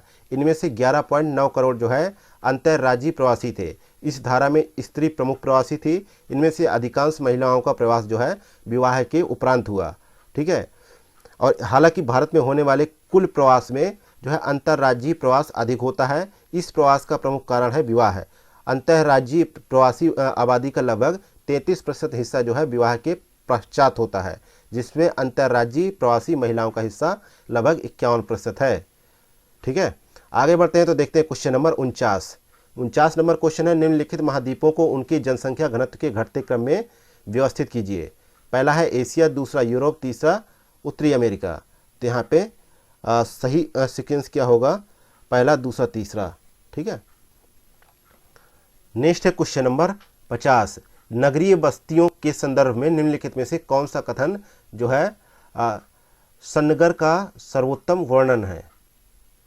तो यहाँ पे इसका सही प्रारूप क्या होगा, इसका सही प्रारूप होगा सी ऑप्शन। यह विशाल विकसित नगरीय क्षेत्र होते हैं जो कि मूलतः अलग अलग नगरों या शहरों के आपस में मिल जाने से एक विशाल नगरीय विकास क्षेत्र में परिवर्तित हो जाता है। तो यहाँ पे सी ऑप्शन करेक्ट आंसर हो जाएगा। जैसे कि हम लोग देखते हैं कि जो है नगरीय बस्तियों को अपने आकार, उपलब्ध सुविधाओं एवं उनके द्वारा संपन्न किए जाने वाले कार्यों के आधार पर कई नामों से पुकारा जाता है, जैसे नगर, शहर, मिलियन सिटी, सन्नगर और जो है विश्व नगरी। ठीक है, इसी के क्रम में ये एक जो है एग्जाम्पल स्वरूप प्रश्न था। तो आगे बढ़ते हैं, देखते हैं क्वेश्चन नंबर 51, निम्नलिखित युग्मों पर विचार कीजिए। एक तरफ दे रखा है लव अयस्क की खदानें, दूसरी तरफ राज्य। ठीक है, तो लव अयस्क की खदान कौन सी है, गुरु महिसानी खदान है। ये कहाँ पर है ये आपको बताना है।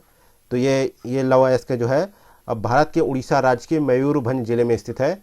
ठीक है, तो यहाँ पे ये मिलान गलत हो जाएगा। अगला है नोआ मुंडी खदान कहाँ पे है, ये जो है झारखंड के पश्चिम सिंहभूमि जिले में आती है। तो ये जो है सही मिलान है। अगला है बादाम पहाड़, यह लव अयस्क का खदान है और ये भारत के उड़ीसा राज्य के मयूरभंज जिले में स्थित है। ठीक है, तो ये भी सही है। तो यहाँ पे जो है करेक्ट आंसर होगा सी ऑप्शन। ठीक है, दूसरा तीसरा सही है। अगला है क्वेश्चन नंबर 52, भारत में चीनी तिब्बती परिवार की बोली जाने वाली भाषाओं के संबंध में निम्नलिखित में से कौन सा कथन सही नहीं है। तो यहाँ पे देखा जाए 52 में, तो यहाँ पे सी ऑप्शन सही नहीं है कि तिब्बती हिमालयी भाषा समूह केवल लद्दाख और सिक्किम में रहने वाली जनजातीय समुदाय के लोगों द्वारा बोली जाती है, क्योंकि जो है इस परिवार को जो है देखा जाए तो चीनी तिब्बती भाषाएं जो है ज़्यादातर ऐसे आदिवासी समूहों द्वारा बोली जाती है जो भारत के भौगोलिक क्षेत्र लद्दाख से लेकर पूर्वोत्तर सीमांत प्रदेशों में निवास करते हैं। ठीक है, तो इसलिए तीसरा कथन गलत था। नेक्स्ट है क्वेश्चन नंबर 53, कोयले के संदर्भ में निम्नलिखित कथनों पर विचार करें। पहला कथन है कि विश्व में पुनर्प्राप्त करने योग्य कोयले के भंडार का सबसे बड़ा हिस्सा संयुक्त राज्य अमेरिका के पास है। दूसरा कथन है कि चीन विश्व का शीर्ष कोयला उत्पादक देश है। तीसरा कथन है कि दक्षिण अफ्रीका विश्व का शीर्ष कोयला निर्यातक देश है। तो उपर्युक्त में से कौन सा कथन यहाँ पे सही होगा। तो यहाँ पे जो है पहला दूसरा तो सही है, लेकिन तीसरा कथन यहाँ पे गलत है। तीसरा कथन यहाँ पे गलत हो जाएगा, क्योंकि जो है कहा गया है कि दक्षिण अफ्रीका विश्व का शीर्ष कोयला निर्यातक देश है। ठीक है, तो यहाँ पे जो है उत्पादन के संदर्भ में बात की जाए तो 1983 के बाद जो है चीन शीर्ष कोयला उत्पादक देश बना हुआ है। ठीक है, 2011 में चीन ने लगभग 3,520 मिलियन टन कोयले का उत्पादन किया, जो वैश्विक कोयला उत्पादन लगभग 7,695 मिलियन टन के हिसाब से लगभग 50% हिस्सेदारी थी चीन की। इसलिए पहला दूसरा सही है। लेकिन तीसरे के बारे में बात की जाए तो इंडोनेशिया और ऑस्ट्रेलिया कोयले के शीर्ष निर्यातक देश है, ना कि दक्षिण अफ्रीका। इसलिए तीसरा ऑप्शन गलत हो जाएगा। अगला है क्वेश्चन नंबर 54। क्वेश्चन नंबर 54 आपसे पूछ रहा है, निम्नलिखित अंतर्राष्ट्रीय वाणिज्यिक केंद्रों या शहरों पर विचार करें। पहला है सैन फ्रांसिस्को, दूसरा है व्लादिवोस्तोक और तीसरा है वुहान, चौथा है मेलबर्न। तो उपर्युक्त शहरों में से कितने समुद्री तटों पर स्थित है। तो सैन फ्रांसिस्को जो है उत्तरी कैलिफोर्निया का वाणिज्यिक, वित्तीय और सांस्कृतिक केंद्र है, और जो है यह कैलिफोर्निया का चौथा सबसे अधिक आबादी वाला शहर है। ठीक है, और यह संयुक्त राज्य अमेरिका के पश्चिमी तट पर और उत्तरी छोर पर, प्रायद्वीप के उत्तरी छोर पर स्थित है। तो यहाँ पे पहला सही जवाब हो जाएगा। और दूसरा जो है व्लादिवोस्तोक जो है प्रशांत महासागर में स्थित रूस का एक प्रमुख बंदरगाह है, ये भी सही है। अगला है वुहान। तो वुहान जो है चीन के हुबेई प्रांत की राजधानी है, जिसके क्षेत्र में निरंतर रूप से विस्तार हो रहा है। और यह जो है वाणिज्यिक केंद्र तो है, लेकिन ये जो है समुद्र तट के किनारे स्थित नहीं है, इसलिए ये गलत है। मेलबर्न सही है, ये ऑस्ट्रेलिया में स्थित है और ऑस्ट्रेलिया के विक्टोरिया प्रांत की राजधानी है। तो इस प्रकार से यहाँ पे सही जवाब क्या होगा, सी ऑप्शन 3 शहर सही है जो समुद्री तटों पर स्थित है। अगला है क्वेश्चन नंबर 55। निम्नलिखित युग्मों पर विचार कीजिए। नदी दे रखा है एक तरफ, दूसरी तरफ उद्गम वाले देश हैं। तो राइन नदी का उद्गम कहाँ पे होता है? तो राइन नदी का उद्गम जो है यूरोप की महत्वपूर्ण नदी है। इसका उद्गम जो है स्विट्जरलैंड के दक्षिण पूर्वी जो है आल्प्स में ग्राउंड वुंडन के स्विस केंटन से होता है। ठीक है, और यह नदी जो है स्विट्जरलैंड और ऑस्ट्रिया और जर्मनी की सीमाओं से प्रवाहित होती है। तो यहाँ पे ये गलत हो जाएगा। अगला है डेन्यूब नदी। ये जर्मनी में की जो है दूसरी सबसे बड़ी नदी है और यह मध्य और दक्षिण पूर्वी यूरोप के अधिकांश हिस्सों से जो है प्रवाहित होती है। तो ये जो है सही मिलान होगा। अगला है वोल्गा नदी। ये रूस से निकलते हुए मध्य एवं दक्षिणी रूस से होकर प्रवाहित होती है। तो ये भी सही है। तो यहाँ पे दूसरा तीसरा सही है, बी ऑप्शन। नेक्स्ट है क्वेश्चन नंबर 56। हाल ही में सुर्खियों में रहा मिष्टी पद संबंधित है, किसको संदर्भित करता है? तो ये मिष्टी पद जो है मैंग्रोव परिरक्षण और सुरक्षा के लिए शुरू किया गया एक मिशन है। ठीक है, तो यहाँ पे सी ऑप्शन करेक्ट है। अगला है क्वेश्चन नंबर 57। निम्नलिखित कथनों पर विचार करें। पहला कथन है कि भारतीय प्रतिभूति और विनिमय बोर्ड ने संधारणी वित्त के नए तरीकों के रूप में ब्लू और येलो बॉन्ड्स की अवधारणा प्रस्तुत करके ग्रीन बॉन्ड्स के ढांचे को सुदृढ़ बनाया है। दूसरा कथन है कि येलो बॉन्ड और ब्लू बॉन्ड क्रमशः तापीय ऊर्जा उत्पादन तथा संधारणी समुद्री क्षेत्र के लिए वित्त जुटाएंगे। तो उपर्युक्त में से कौन सी कथन यहाँ पे सही है? तो यहाँ पे 57 को देखा जाए तो यहाँ पे दोनों कथन सही है। ठीक है, तो यहाँ दोनों कथन नहीं, मतलब कि पहला कथन सही है लेकिन दूसरा कथन गलत है यहाँ पे। ठीक है, अगला क्वेश्चन देखते हैं 58 नंबर। 58 नंबर क्वेश्चन आपसे जानना चाह रहा है कि जो है कह रहा है कि निम्नलिखित कथनों पर विचार करें। पहला कथन है कि मक्का खाद्य तथा चारा फसल है। मक्का खाद्य तथा चारा फसल है जो निम्न श्रेणी की मृदा व अर्ध शुष्क जलवायु परिस्थितियों में उगाई जाती है। दूसरा कथन है मक्के के लिए 50 से 100 सेमी वर्षा और 21 डिग्री सेंटीग्रेड से 27 डिग्री सेंटीग्रेड तक का तापमान की आवश्यकता होती है। तीसरा कथन है कि मक्का के प्रमुख उत्पादक राज्य मध्य प्रदेश, आंध्र प्रदेश, कर्नाटका, राजस्थान और उत्तर प्रदेश है। तो उपर्युक्त कथनों में से कितने कथन सही हैं? तो 58 में हम लोग देखें तो 58 में क्या है, जो है तीनों ही कथन सही है, इसलिए सी ऑप्शन करेक्ट हो जाएगा। नेक्स्ट है क्वेश्चन नंबर 59। हाल ही में स्वास्थ्य एवं परिवार कल्याण मंत्रालय ने राष्ट्रीय अंग प्रत्यारोपण दिशा निर्देशों में कुछ संशोधन किए हैं। इस संदर्भ में भारत में अंग प्रत्यारोपण हेतु नए दिशा निर्देशों से संबंधित निम्नलिखित कथनों पर विचार कीजिए। पहला कथन कह रहा है कोई नागरिक अब किसी भी राज्य में बिना किसी अधिवास की अनिवार्यता के अंगदान के लिए अपना पंजीकरण करवा सकता है। दूसरा कथन है नए दिशा निर्देश 65 वर्ष से अधिक आयु के व्यक्तियों को भी प्रत्यारोपण हेतु मृत दाताओं से अंग प्राप्त करने के लिए पंजीकरण कराने की अनुमति देते हैं। तीसरा कथन है कि अंग प्रत्यारोपण हेतु पंजीकरण कराने के लिए अब कोई पंजीकरण शुल्क नहीं है। तो उपर्युक्त कथनों में से कौन सा कथन यहाँ पे सही है? तो यहाँ पे देखा जाए 59 नंबर में हम लोग देखते हैं तो यहाँ पे तीनों ही कथन यहाँ पे सही है, इसलिए डी ऑप्शन करेक्ट है।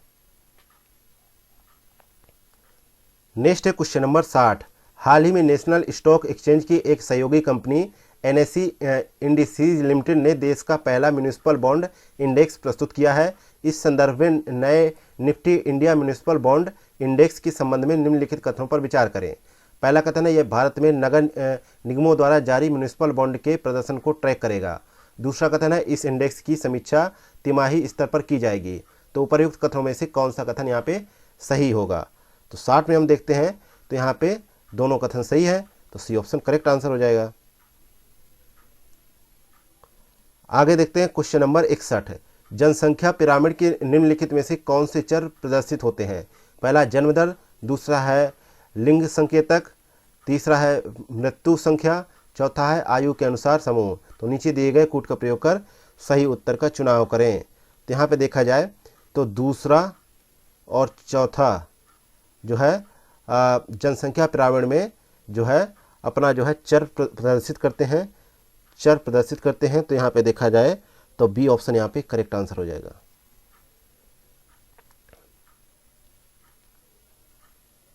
अगला है क्वेश्चन नंबर 62 नंबर क्वेश्चन कह रहा है कि निम्नलिखित युग्मों पर विचार करें। लौह और इस्पात केंद्र दे रखे हैं और उनकी अवस्थिति कहाँ पे ये भी दे रखा है। तो रूहर क्षेत्र कहाँ पर स्थित है? तो रूहर क्षेत्र के बारे में बात की जाए, कहाँ पर स्थित है ये? रूहर कोयला क्षेत्र जो है जर्मनी में स्थित है, ठीक है। और यह जर्मनी के कुल इस्पात उत्पादन के लगभग 80% के लिए उत्तरदायी है। तो ये सही मिलान है। ड्यूलुथ दे रखा है, तो ड्यूलुथ जो है संयुक्त राज्य अमेरिका के उत्तर पूर्व जो है मिनेसोटा में अवस्थित है। तो यहाँ पे फ्रांस दे रखा है, इसलिए ये गलत हो जाएगा। अगला है पोर्ट टैलबोट, तो ये जो है यूनाइटेड किंगडम में है। तो यहाँ पे सही जवाब हो जाएगा ये भी। अगला है क्रिवोई रॉग, ठीक है। यह जो है मध्य यूक्रेन का एक शहर है, ठीक है। तो यहाँ पे जो है ये भी सही हो जाएगा। तो सी ऑप्शन करेक्ट होगा। 3 युग्म सही सुमिलित हैं। अगला है क्वेश्चन नंबर 63 फुटलूज उद्योगों के संदर्भ में निम्नलिखित कथनों पर विचार करें। पहला कथन है ये किसी विशिष्ट कच्चे माल पर निर्भर नहीं होते। दूसरा कथन है इसमें उत्पादन अधिक मात्रा में होता है और श्रमिकों की अधिक जो है आवश्यकता होती है। तो उपर्युक्त कथनों में से कौन सा कथन यहाँ पे सही है? तो यहाँ पे 63 में देखा जाए तो केवल पहला कथन यहाँ पे सही है, लेकिन दूसरा कथन यहाँ पे गलत हो जाता है, क्योंकि यह उद्योग जो है काफ़ी हद तक जो है संघटक पुर्जों पर निर्भर है और जो कहीं से भी प्राप्त किए जा सकते हैं। इसमें उत्पादन कम मात्रा में होता है और श्रमिकों की भी कम आवश्यकता होती है, अधिक नहीं होती है। अगला है क्वेश्चन नंबर 64 भारत में भूमि उपयोग की निम्नलिखित श्रेणियों को उनके प्रतिवेदन क्षेत्र के अनुसार अवरोही क्रम में व्यवस्थित कीजिए। पहला है बंजर और व्यर्थ भूमि, दूसरा है निवल बोया गया क्षेत्र, तीसरा है वन। तो नीचे दिए गए कूट का प्रयोग कर सही उत्तर का चयन करें। तो यहाँ पे 64 में हम लोग देखते हैं तो जो है तो यहाँ पे पहले जो है निवल बोया गया क्षेत्र, फिर होगा वन, फिर होगा बंजर और व्यर्थ भूमि। तो इस प्रकार यहाँ पे 64 का ए ऑप्शन सही जवाब हो जाएगा। अगला है क्वेश्चन नंबर 65 निम्नलिखित कथनों पर विचार करें। पहला कथन है कि भौगोलिक क्षेत्र भू राजस्व विभाग द्वारा दर्ज किया गया कुल क्षेत्र है। दूसरा कथन है रिपोर्टिंग क्षेत्र भारत के सर्वेक्षण द्वारा मापा गया कुल क्षेत्र है। तो यहाँ पे बताना है कि कौन सा कथन सही नहीं है। तो यहाँ पे देखा जाए दोनों ही कथन सही नहीं है, सी ऑप्शन सही जवाब है, क्योंकि भारत में भू राजस्व विभाग जो है भू उपयोगी संबंधी अभिलेख रखता है और भू उपयोग जो है संवर्गों का कुल योग कुल प्रतिवेदन क्षेत्र के बराबर होता है, जो भूमि राजस्व विभाग द्वारा दर्ज किए गए कुल क्षेत्र को दर्शाता है। इसलिए जो है यहाँ पे ये दूसरा स्टेटमेंट गलत हो जाता है। इसके अलावा जो है भू उपयोग संवर्गों का योग जो है कुल प्रतिवेदन क्षेत्र के बराबर होता है, जो कि भौगोलिक क्षेत्र से भिन्न है और भारत की प्रशासकीय इकाइयों के भौगोलिक क्षेत्र की सही जानकारी देने का दायित्व जो है भारतीय सर्वेक्षण विभाग पे है। तो यहाँ पे पहला दूसरा दोनों गलत हो जाएंगे।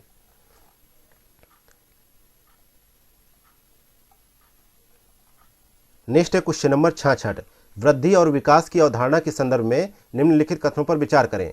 पहला कथन है विकास एक गुणात्मक परिवर्तन है जिसका मूल हमेशा सकारात्मक होता है।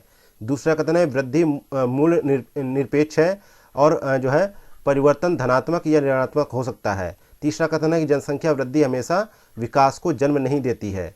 तो उपर्युक्त कथनों में से कौन सा कथन यहाँ पे सही है? तो यहाँ पे तीनों ही कथन सही है, बी ऑप्शन करेक्ट आंसर है। अगला है क्वेश्चन नंबर 67 निम्नलिखित में से कौन सी कारक जनसंख्या वितरण को प्रभावित करते हैं?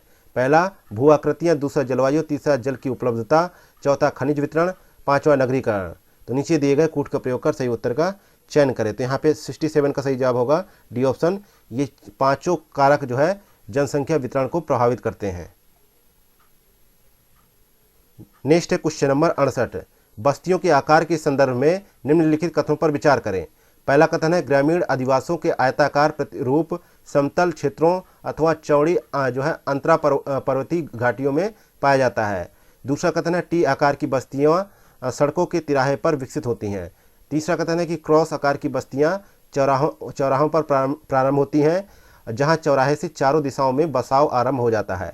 तो उपर्युक्त कथनों में से कौन सा कथन यहाँ पे सही है? तो 68 का यहाँ पे देखा जाए तो डी ऑप्शन सही है, तीनों कथन सही है। ठीक है, इसी प्रकार आगे बढ़े हम लोग तो देखते हैं हम लोग कि 69 में देखने को मिलता है कि निम्नलिखित कथनों पर विचार करें। पहला कथन है कि कॉफ़ी एक उष्णकटिबंधीय रोपण फसल है। दूसरा कथन है कि कॉफ़ी की जो है कृषि पश्चिमी घाट की उच्च भूमि पर की जाती है। तीसरा कथन है देश में कॉफ़ी के कुल उत्पादन का 2/3 से अधिक उत्पादन अकेले केरल में होता है। चौथा कथन है कि भारत कॉफ़ी की अरेबिया और रोबस्टा किस्मों में से मुख्यतः रोबस्टा का उत्पादन करता है जिसकी कुल उत्पादन जो है 72% हिस्सेदारी है, उत्पादन में 72% हिस्सेदारी है। तो कितने कथन यहाँ पे सही है ये आपको बताना है। तो 69 में देखा जाए तो 3 कथन यहाँ पे सही है।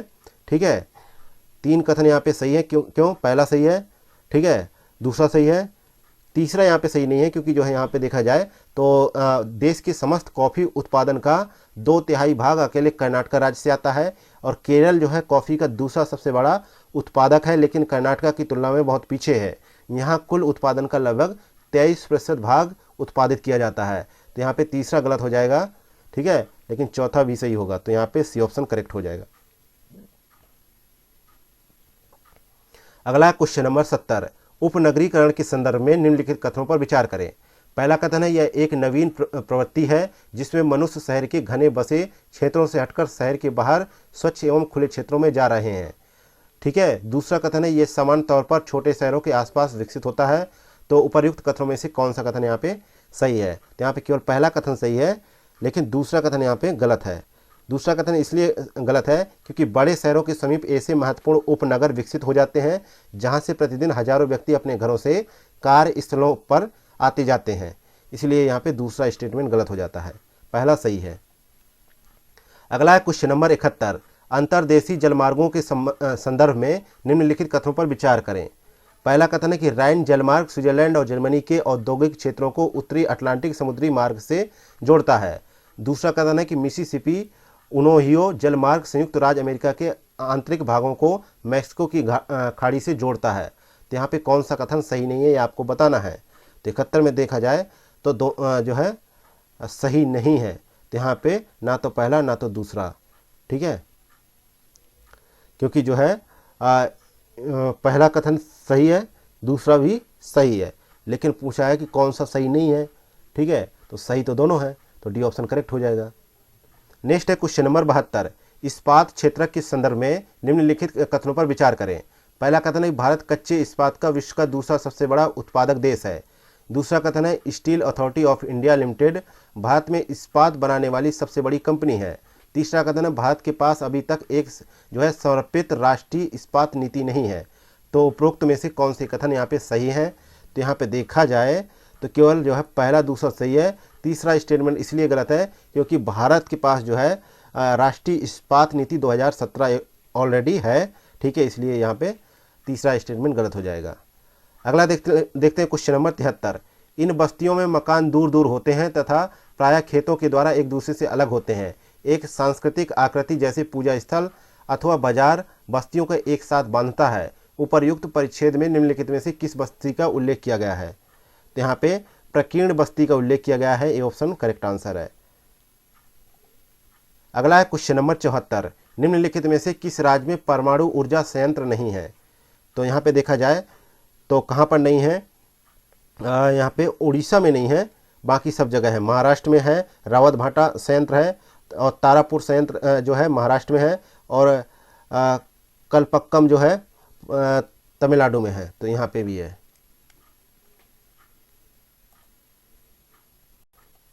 नेक्स्ट है क्वेश्चन नंबर 75।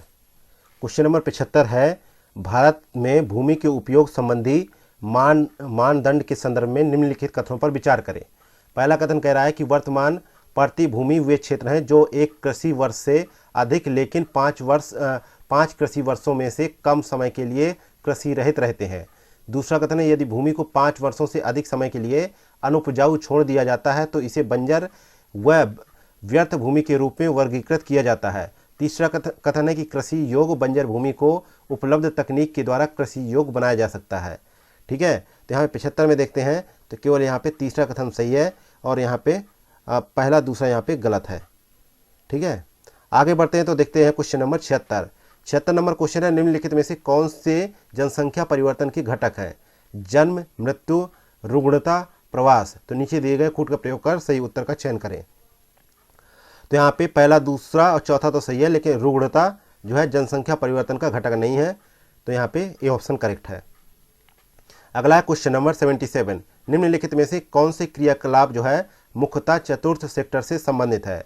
पहला प्राथमिक विद्यालय में कार्यरत कार्मिक, दूसरा है जो है स्वर्ण कॉलर व्यवसाय, तीसरा है होम शोरिंग, चौथा है लेखाकार और दलाली की फर्में। तो नीचे दिए गए कूट का प्रयोग कर सही उत्तर का चुनाव करें। तो यहाँ पे 77 में हम लोग देखते हैं तो सी ऑप्शन यहाँ पे करेक्ट आंसर है। पहला और चौथा यहाँ पे जो है सही है, लेकिन जो है दूसरा और तीसरा यहाँ पे गलत हो जाता है।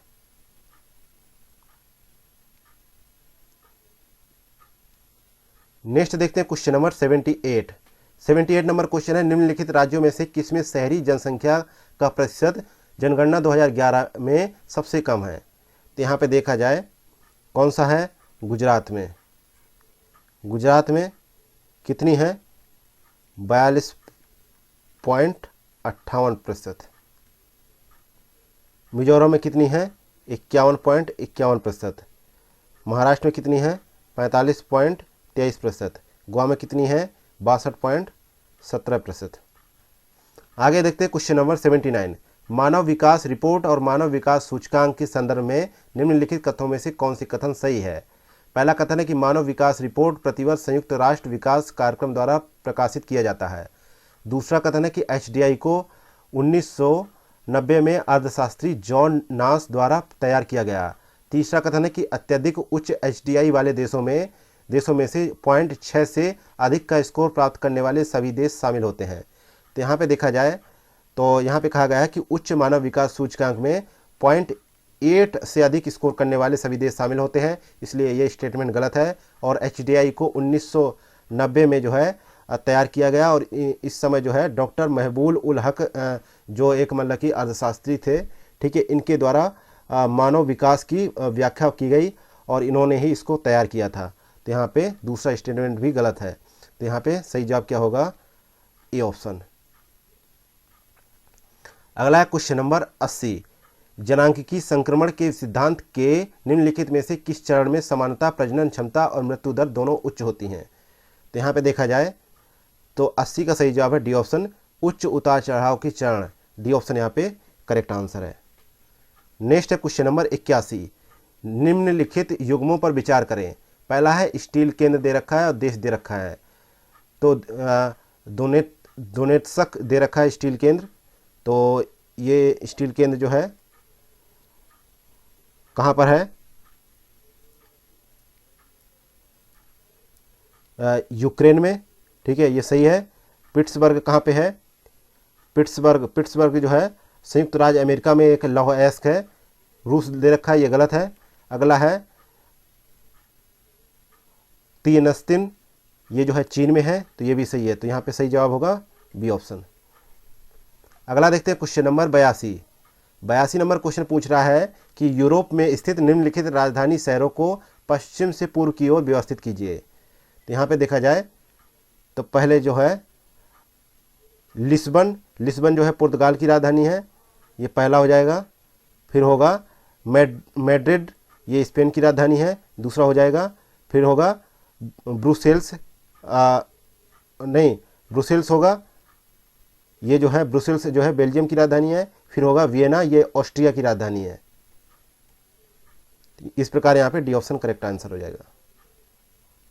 अगला है क्वेश्चन नंबर 83 भारतीय बंदरगाहों के संदर्भ में निम्नलिखित कथनों पर विचार करें। पहला कथन है कि पश्चिमी तट पर पूर्वी तट की तुलना में अधिक बंदरगाह हैं। दूसरा कथन है कि कोची बंदरगाह जो है वेमनाद कयाल के मुहाने पर स्थित है। तीसरा कथन है कि हल्दिया बंदरगाह महानदी डेल्टा में स्थित है। तो यहाँ पे देखा जाए तो 83 में हम लोग क्या देखते हैं कि यहाँ पे पहला दूसरा तो सही है, लेकिन तीसरा स्टेटमेंट यहाँ पे गलत है, क्योंकि जो है हल्दिया पत्तन जो है कोलकाता से 105 किलोमीटर अंदर जो है डाउन स्ट्रीम में स्थित है। इसका निर्माण जो है कोलकाता पत्तन की संकुलता को घटाने के लिए किया गया था। तो यहाँ पे तीसरा गलत है। अगला है क्वेश्चन नंबर 84, द्विवार्षिक त्रिपक्षीय तटरक्षक अभ्यास दोस्ती निम्नलिखित में से कौन से देशों के मध्य किया गया, कौन से देश इसमें सम्मिलित थे, आपको बताना है। तो इसमें जो है भारत, श्रीलंका और मालदीव इसमें सम्मिलित थे।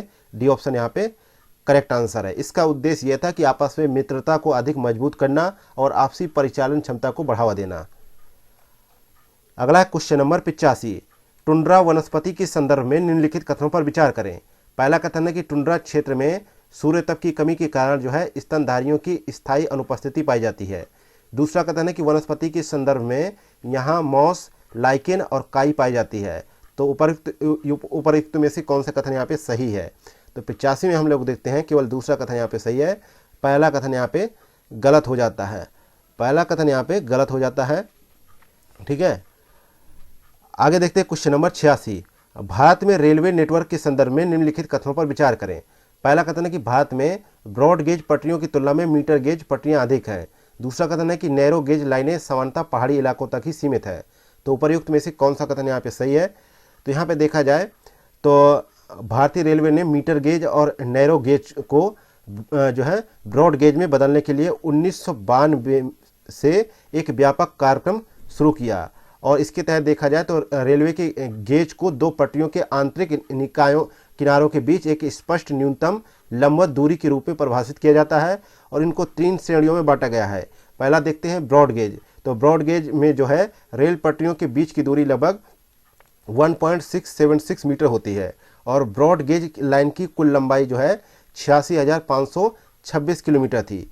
इसके अलावा जो है मीटर गेज की बात की जा रही है। तो मीटर गेज के बारे में बात की जाए तो इसमें दो पटरियों के बीच की दूरी 1 मीटर होती है, और इसकी कुल लंबाई जो है 15,529 किलोमीटर है।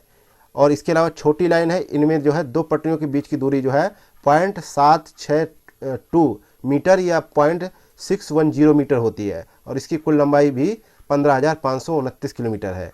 ठीक है, तो और यह आमतौर पर जो है पहाड़ी क्षेत्रों तक ही सीमित है। तो इस प्रकार यहाँ पे केवल दूसरा कथन सही है, पहला गलत है। अगला है क्वेश्चन नंबर 87, हाल ही में सुर्खियों में रहे NASA ISRO synthetic aperture radar उपग्रह के संदर्भ में निम्नलिखित कथनों पर विचार करें। पहला कथन है यह निम्न भूकक्षा में स्थापित एक प्रेक्षणशाला है जो पूरी पृथ्वी का मानचित्रण करेगी। दूसरा है यह एक दोहरी आवृत्ति वाला इमेजिंग रडार उपग्रह है। तो उपर्युक्त कथनों में से कौन सा कथन यहाँ पे सही है। तो यहाँ पे 87 में देखें हम लोग, तो 87 में ये देखने को मिलता है कि दोनों कथन यहाँ पे सही है। सी ऑप्शन यहाँ पे राइट आंसर हो जाएगा। नेक्स्ट है क्वेश्चन नंबर 88, ग्रामीण बस्तियों के संदर्भ में निम्नलिखित कथनों पर विचार करें। पहला कथन है कि गुच्छित बस्तियां प्रायः उपजाऊ जलोढ़ मैदानों और उत्तरी पूर्वी राज्यों में पाई जाती हैं, और दूसरा कथन है कि अर्ध गुच्छित बस्तियां गुजरात के मैदानी इलाकों और राजस्थान के कुछ भागों में व्यापक रूप से पाई जाती हैं। तो उपर्युक्त कथनों में से कौन सा कथन यहाँ पे सही है। तो यहाँ पे 88 में हम लोग देखते हैं कि दोनों कथन सही है। सी ऑप्शन करेक्ट आंसर है। नेक्स्ट है क्वेश्चन नंबर 89, भाषणी मिशन का उद्देश्य क्या है। तो भाषणी मिशन का उद्देश्य यह है कि स्थानीय भाषा अनुवाद में सहायता करना। बी ऑप्शन करेक्ट आंसर है। नेक्स्ट है क्वेश्चन नंबर 90, प्रायः सुर्खियों में रहने वाले पद शॉर्ट सेलिंग के संदर्भ में निम्नलिखित पर विचार करें। पहला कथन है यह स्टॉक को बेचना और बाद में इसे रियायती मूल्य पर खरीदना है। दूसरा कथन है ऐसे शेयरों पर बिक्री होने से पहले विक्रेता का स्वामित्व होना चाहिए। तीसरा कथन है कि हिंडनबर्ग रिसर्च LLC जो है एक्टिविस्ट शॉर्ट सेलिंग पर ध्यान केंद्रित करने वाली एक निवेश अनुसंधान फर्म है। तो उपर्युक्त कथनों में से कौन सा कथन यहाँ पे सही है। तो यहाँ पे जो है पहला और तीसरा कथन तो यहाँ पे सही है, लेकिन दूसरा कथन यहाँ पे गलत हो जाता है। ठीक है, क्योंकि इस प्रकार जो है उस स्टॉक को उधार लेना जिसका स्वामित्व आपके पास नहीं है, फिर उधार लिए गए स्टॉक को बेचना और पुनः कीमत गिरने पर स्टॉक को खरीदना और वापस कर देना शॉर्ट सेलिंग कहलाता है। यहाँ यह अनुमान लगाया जाता है कि निकट भविष्य में परिसंपत्ति का मूल्य घट जाएगा, जिससे निवेशक के लिए लाभ सुनिश्चित होगा। ठीक है। इस प्रकार जो है शॉर्ट सेलिंग ज़्यादातर गिरते बाजार या मंदी के रुख में लाभ अर्जित करने के लिए की जाती है, इसलिए यहाँ पे दूसरा स्टेटमेंट गलत है। अगला देखते हैं क्वेश्चन नंबर 91। निम्नलिखित में से किन देशों की सीमा रूस से जो है मिलती है? पहला है लिथुआनिया, दूसरा है लातविया, तीसरा है इस्टोनिया और चौथा है किर्गिस्तान, पांचवा है फिनलैंड। तो नीचे दिए गए कोड का प्रयोग कर सही उत्तर का चुनाव करें। तो यहाँ पे 14 देशों के साथ रूस की सीमा लगती है। पहला Norway, Finland, Estonia, Latvia, Lithuania, Poland, Belarus, Ukraine, Georgia, Azerbaijan, Kazakhstan, Mongolia, चीन और उत्तर कोरिया। ठीक है। और रूस की सीमाएं जो है दक्षिण में जो है उत्तर कोरिया, चीन, मंगोलिया, कजाकिस्तान, अजरबैजान और जॉर्जिया से मिलती हैं, जबकि दक्षिण पश्चिम और पश्चिम में इसकी सीमा यूक्रेन, बेलारूस, लातविया और इस्टोनिया के साथ साथ फिनलैंड और नॉर्वे से भी मिलती हैं। लेकिन यहाँ पे किर्गिस्तान का जिक्र नहीं आया, तो यहाँ पे जो है सही जवाब होगा बी ऑप्शन। नेक्स्ट है क्वेश्चन नंबर 92। भारत के निम्नलिखित राज्यों या संघ राज्य क्षेत्रों को जनसंख्या घनत्व 2011 के आधार पर घटते हुए क्रम में व्यवस्थित कीजिए। तो यहाँ पे देखा जाए बिहार का कितना है 1102, पश्चिम बंगाल का कितना है 1029, उत्तर प्रदेश का 828 और अरुणाचल प्रदेश का कितना है 17 है। तो इस प्रकार यहाँ पे देखा जाए तो डी ऑप्शन करेक्ट आंसर हो जाएगा। अगला है क्वेश्चन नंबर 93। निम्नलिखित युग्मों पर विचार करें। एक तरफ अंतर्देशीय जलमार्ग है, दूसरी तरफ नदी तंत्र है। तो राष्ट्रीय जलमार्ग फर्स्ट जो है गंगा भागीरथी हुगली नदी तंत्र से मिलेगा, सही है। राष्ट्रीय जलमार्ग दूसरा ब्रह्मपुत्र नदी से मिलेगा, ये भी सही है। लेकिन राष्ट्रीय जलमार्ग तीसरा जो है गलत है, कृष्णा नदी से, इसलिए जो है यहाँ पे पहला दूसरा ए ऑप्शन करेक्ट आंसर हो जाएगा। अगला है क्वेश्चन नंबर 94। कर्तन दहन कृषि प्रणाली के संदर्भ में निम्नलिखित युग्मों पर विचार करें। कृषि पद्धति का मिलान करना है राज्यों से। तो बेबर जो है कृषि पद्धति जो है कहाँ से सुमेलित होगा? तो बेबर कृषि पद्धति जो है सही सुमेलित क्या होगा? मध्य प्रदेश से, और पोडू जो है आंध्र प्रदेश से, बरिंगा उड़ीसा से, कुरुआ जो है झारखंड से। इस प्रकार सभी सही सुमेलित है, डी ऑप्शन करेक्ट आंसर हो जाएगा। अगला क्वेश्चन नंबर 95। निम्नलिखित कथनों पर विचार करें। पहला कथन है यह क्षेत्र पूरे वर्ष पछुआ पवनों के स्थायी प्रभाव में रहता है। दूसरा कथन है जो है पर्णपाती वन इस प्रकार की जलवायु की प्राकृतिक वनस्पति है। तीसरा कथन है कि विपणन बागवानी इस क्षेत्र के लोगों की एक बहुत उच्च विकसित गतिविधि है। तो उपर्युक्त कथनों द्वारा निम्नलिखित में से किस प्रकार की जलवायु का वर्णन किया गया है? तो यहाँ पे देखा जाए तो ब्रिटिश तुल्य जलवायु का वर्णन मिलता है, सी ऑप्शन करेक्ट आंसर होगा। अगला क्वेश्चन नंबर 96। विश्व की जनसंख्या के संदर्भ में निम्नलिखित कथनों पर विचार करें। पहला कथन है कि संयुक्त राष्ट्र के अनुसार विश्व की जनसंख्या 1500 ईस्वी में 1 अरब के आंकड़े तक पहुंच गई थी। दूसरा कथन है कि विश्व की जनसंख्या को 1 अरब से दोगुना होकर 2 अरब पहुंचने में 60 वर्ष से भी कम समय लगा। तो उपर्युक्त में से कौन सा कथन यहाँ पे सही है? तो यहाँ पे 95 में हम लोग देखते हैं कि जो है अनुमानों के अनुसार ऐसा माना जाता है कि नवंबर 2022 में विश्व की आबादी लगभग 8 अरब हो गई। हालांकि जनसंख्या को प्राप्त करने का अनुमानित वर्ष जो है इस जनसंख्या को प्राप्त करने का अनुमानित वर्ष जो है 2025 था, लेकिन 3 वर्ष पूर्व ही ये पा लिया गया। लेकिन एक टेबल दे रखी है जिसके अनुसार जो है विश्व की जनसंख्या 1 अरब आंकड़े तक 1804 ईस्वी में पहुंच गई थी। साथ ही विश्व की जनसंख्या को 1 अरब से 2 अरब पहुंचने में लगभग 123 वर्ष लगे थे। इस प्रकार से ना तो पहला सही है ना तो दूसरा सही है कथन, दोनों कथन गलत हैं। नेक्स्ट है क्वेश्चन नंबर 97।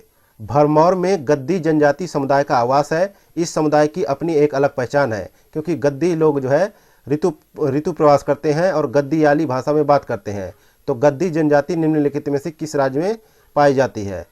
तो यह जो है हिमाचल प्रदेश में पाई जाती है। ठीक है, हिमाचल प्रदेश की चंबा जिले में। नेक्स्ट है क्वेश्चन नंबर 98। भारत में जल संसाधनों के संदर्भ में निम्नलिखित कथनों पर विचार करें। पहला कथन है भारत में विश्व के जल संसाधनों का लगभग 4% हिस्सा पाया जाता है। दूसरा कथन है भारत में एक वर्ष में वर्षण से प्राप्त कुल जल सतही रूप से उपलब्ध कुल जल की तुलना में अधिक होता है। तो उपर्युक्त में से कौन सा कथन यहाँ पे सही है, ये आपको बताना है। तो 98 में दोनों कथन सही है, सी ऑप्शन करेक्ट आंसर है। भारत में विश्व के धरातली क्षेत्र का लगभग 2.45% एवं जल संसाधनों का 4% और जनसंख्या का लगभग 16% भाग पाया जाता है। ठीक है। नेक्स्ट है क्वेश्चन नंबर 99। निम्नलिखित युग्मों पर विचार करें। प्रसिद्ध खनन क्षेत्र है और दूसरी तरफ मरुस्थल में अवस्थित है। तो चुकिकामाटा जो है खनन क्षेत्र जो है कहाँ पर स्थित है, ये जो है कहाँ पर स्थित है, ये जो है विश्व का सबसे बड़ा तांबे का नगर है और यह जो है आटाकामा मरुस्थल चिली में स्थित है। लेकिन यहाँ पे ऑप्शन नहीं है, ये गलत हो जाएगा। ठीक है, अगला है कालगुरली जो है खनन क्षेत्र है, ये कहाँ पर है, ये ग्रेट ऑस्ट्रेलियन मरुस्थल में स्थित है और यह जो है सोने के लिए प्रसिद्ध है, सोने की खान है। ठीक है, अगला है यूटा, तो यूटा संयुक्त राज्य अमेरिका में निवादा मरुस्थल में स्थित है, तो ये भी सही है। इस प्रकार से बी ऑप्शन करेक्ट आंसर हो जाएगा। अगला देखते हैं क्वेश्चन नंबर 100। तो स्वेज नहर जोड़ती है, तो स्वेज नहर किसको जोड़ती है, तो स्वेज नहर का निर्माण जो है 1869 में मिस्र के उत्तर में स्थित पोर्ट सईद और दक्षिण में स्थित पोर्ट स्वेज यानी स्वेज पत्तन के मध्य जो है भूमध्य सागर और लाल सागर को जोड़ते हुए किया गया था। तो यहाँ पे बी ऑप्शन करेक्ट आंसर हो जाएगा।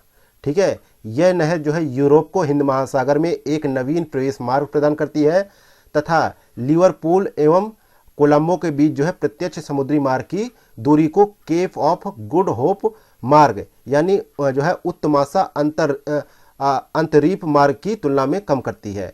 ठीक है, तो इस प्रकार यहाँ पे सही जवाब हो जाएगा बी ऑप्शन।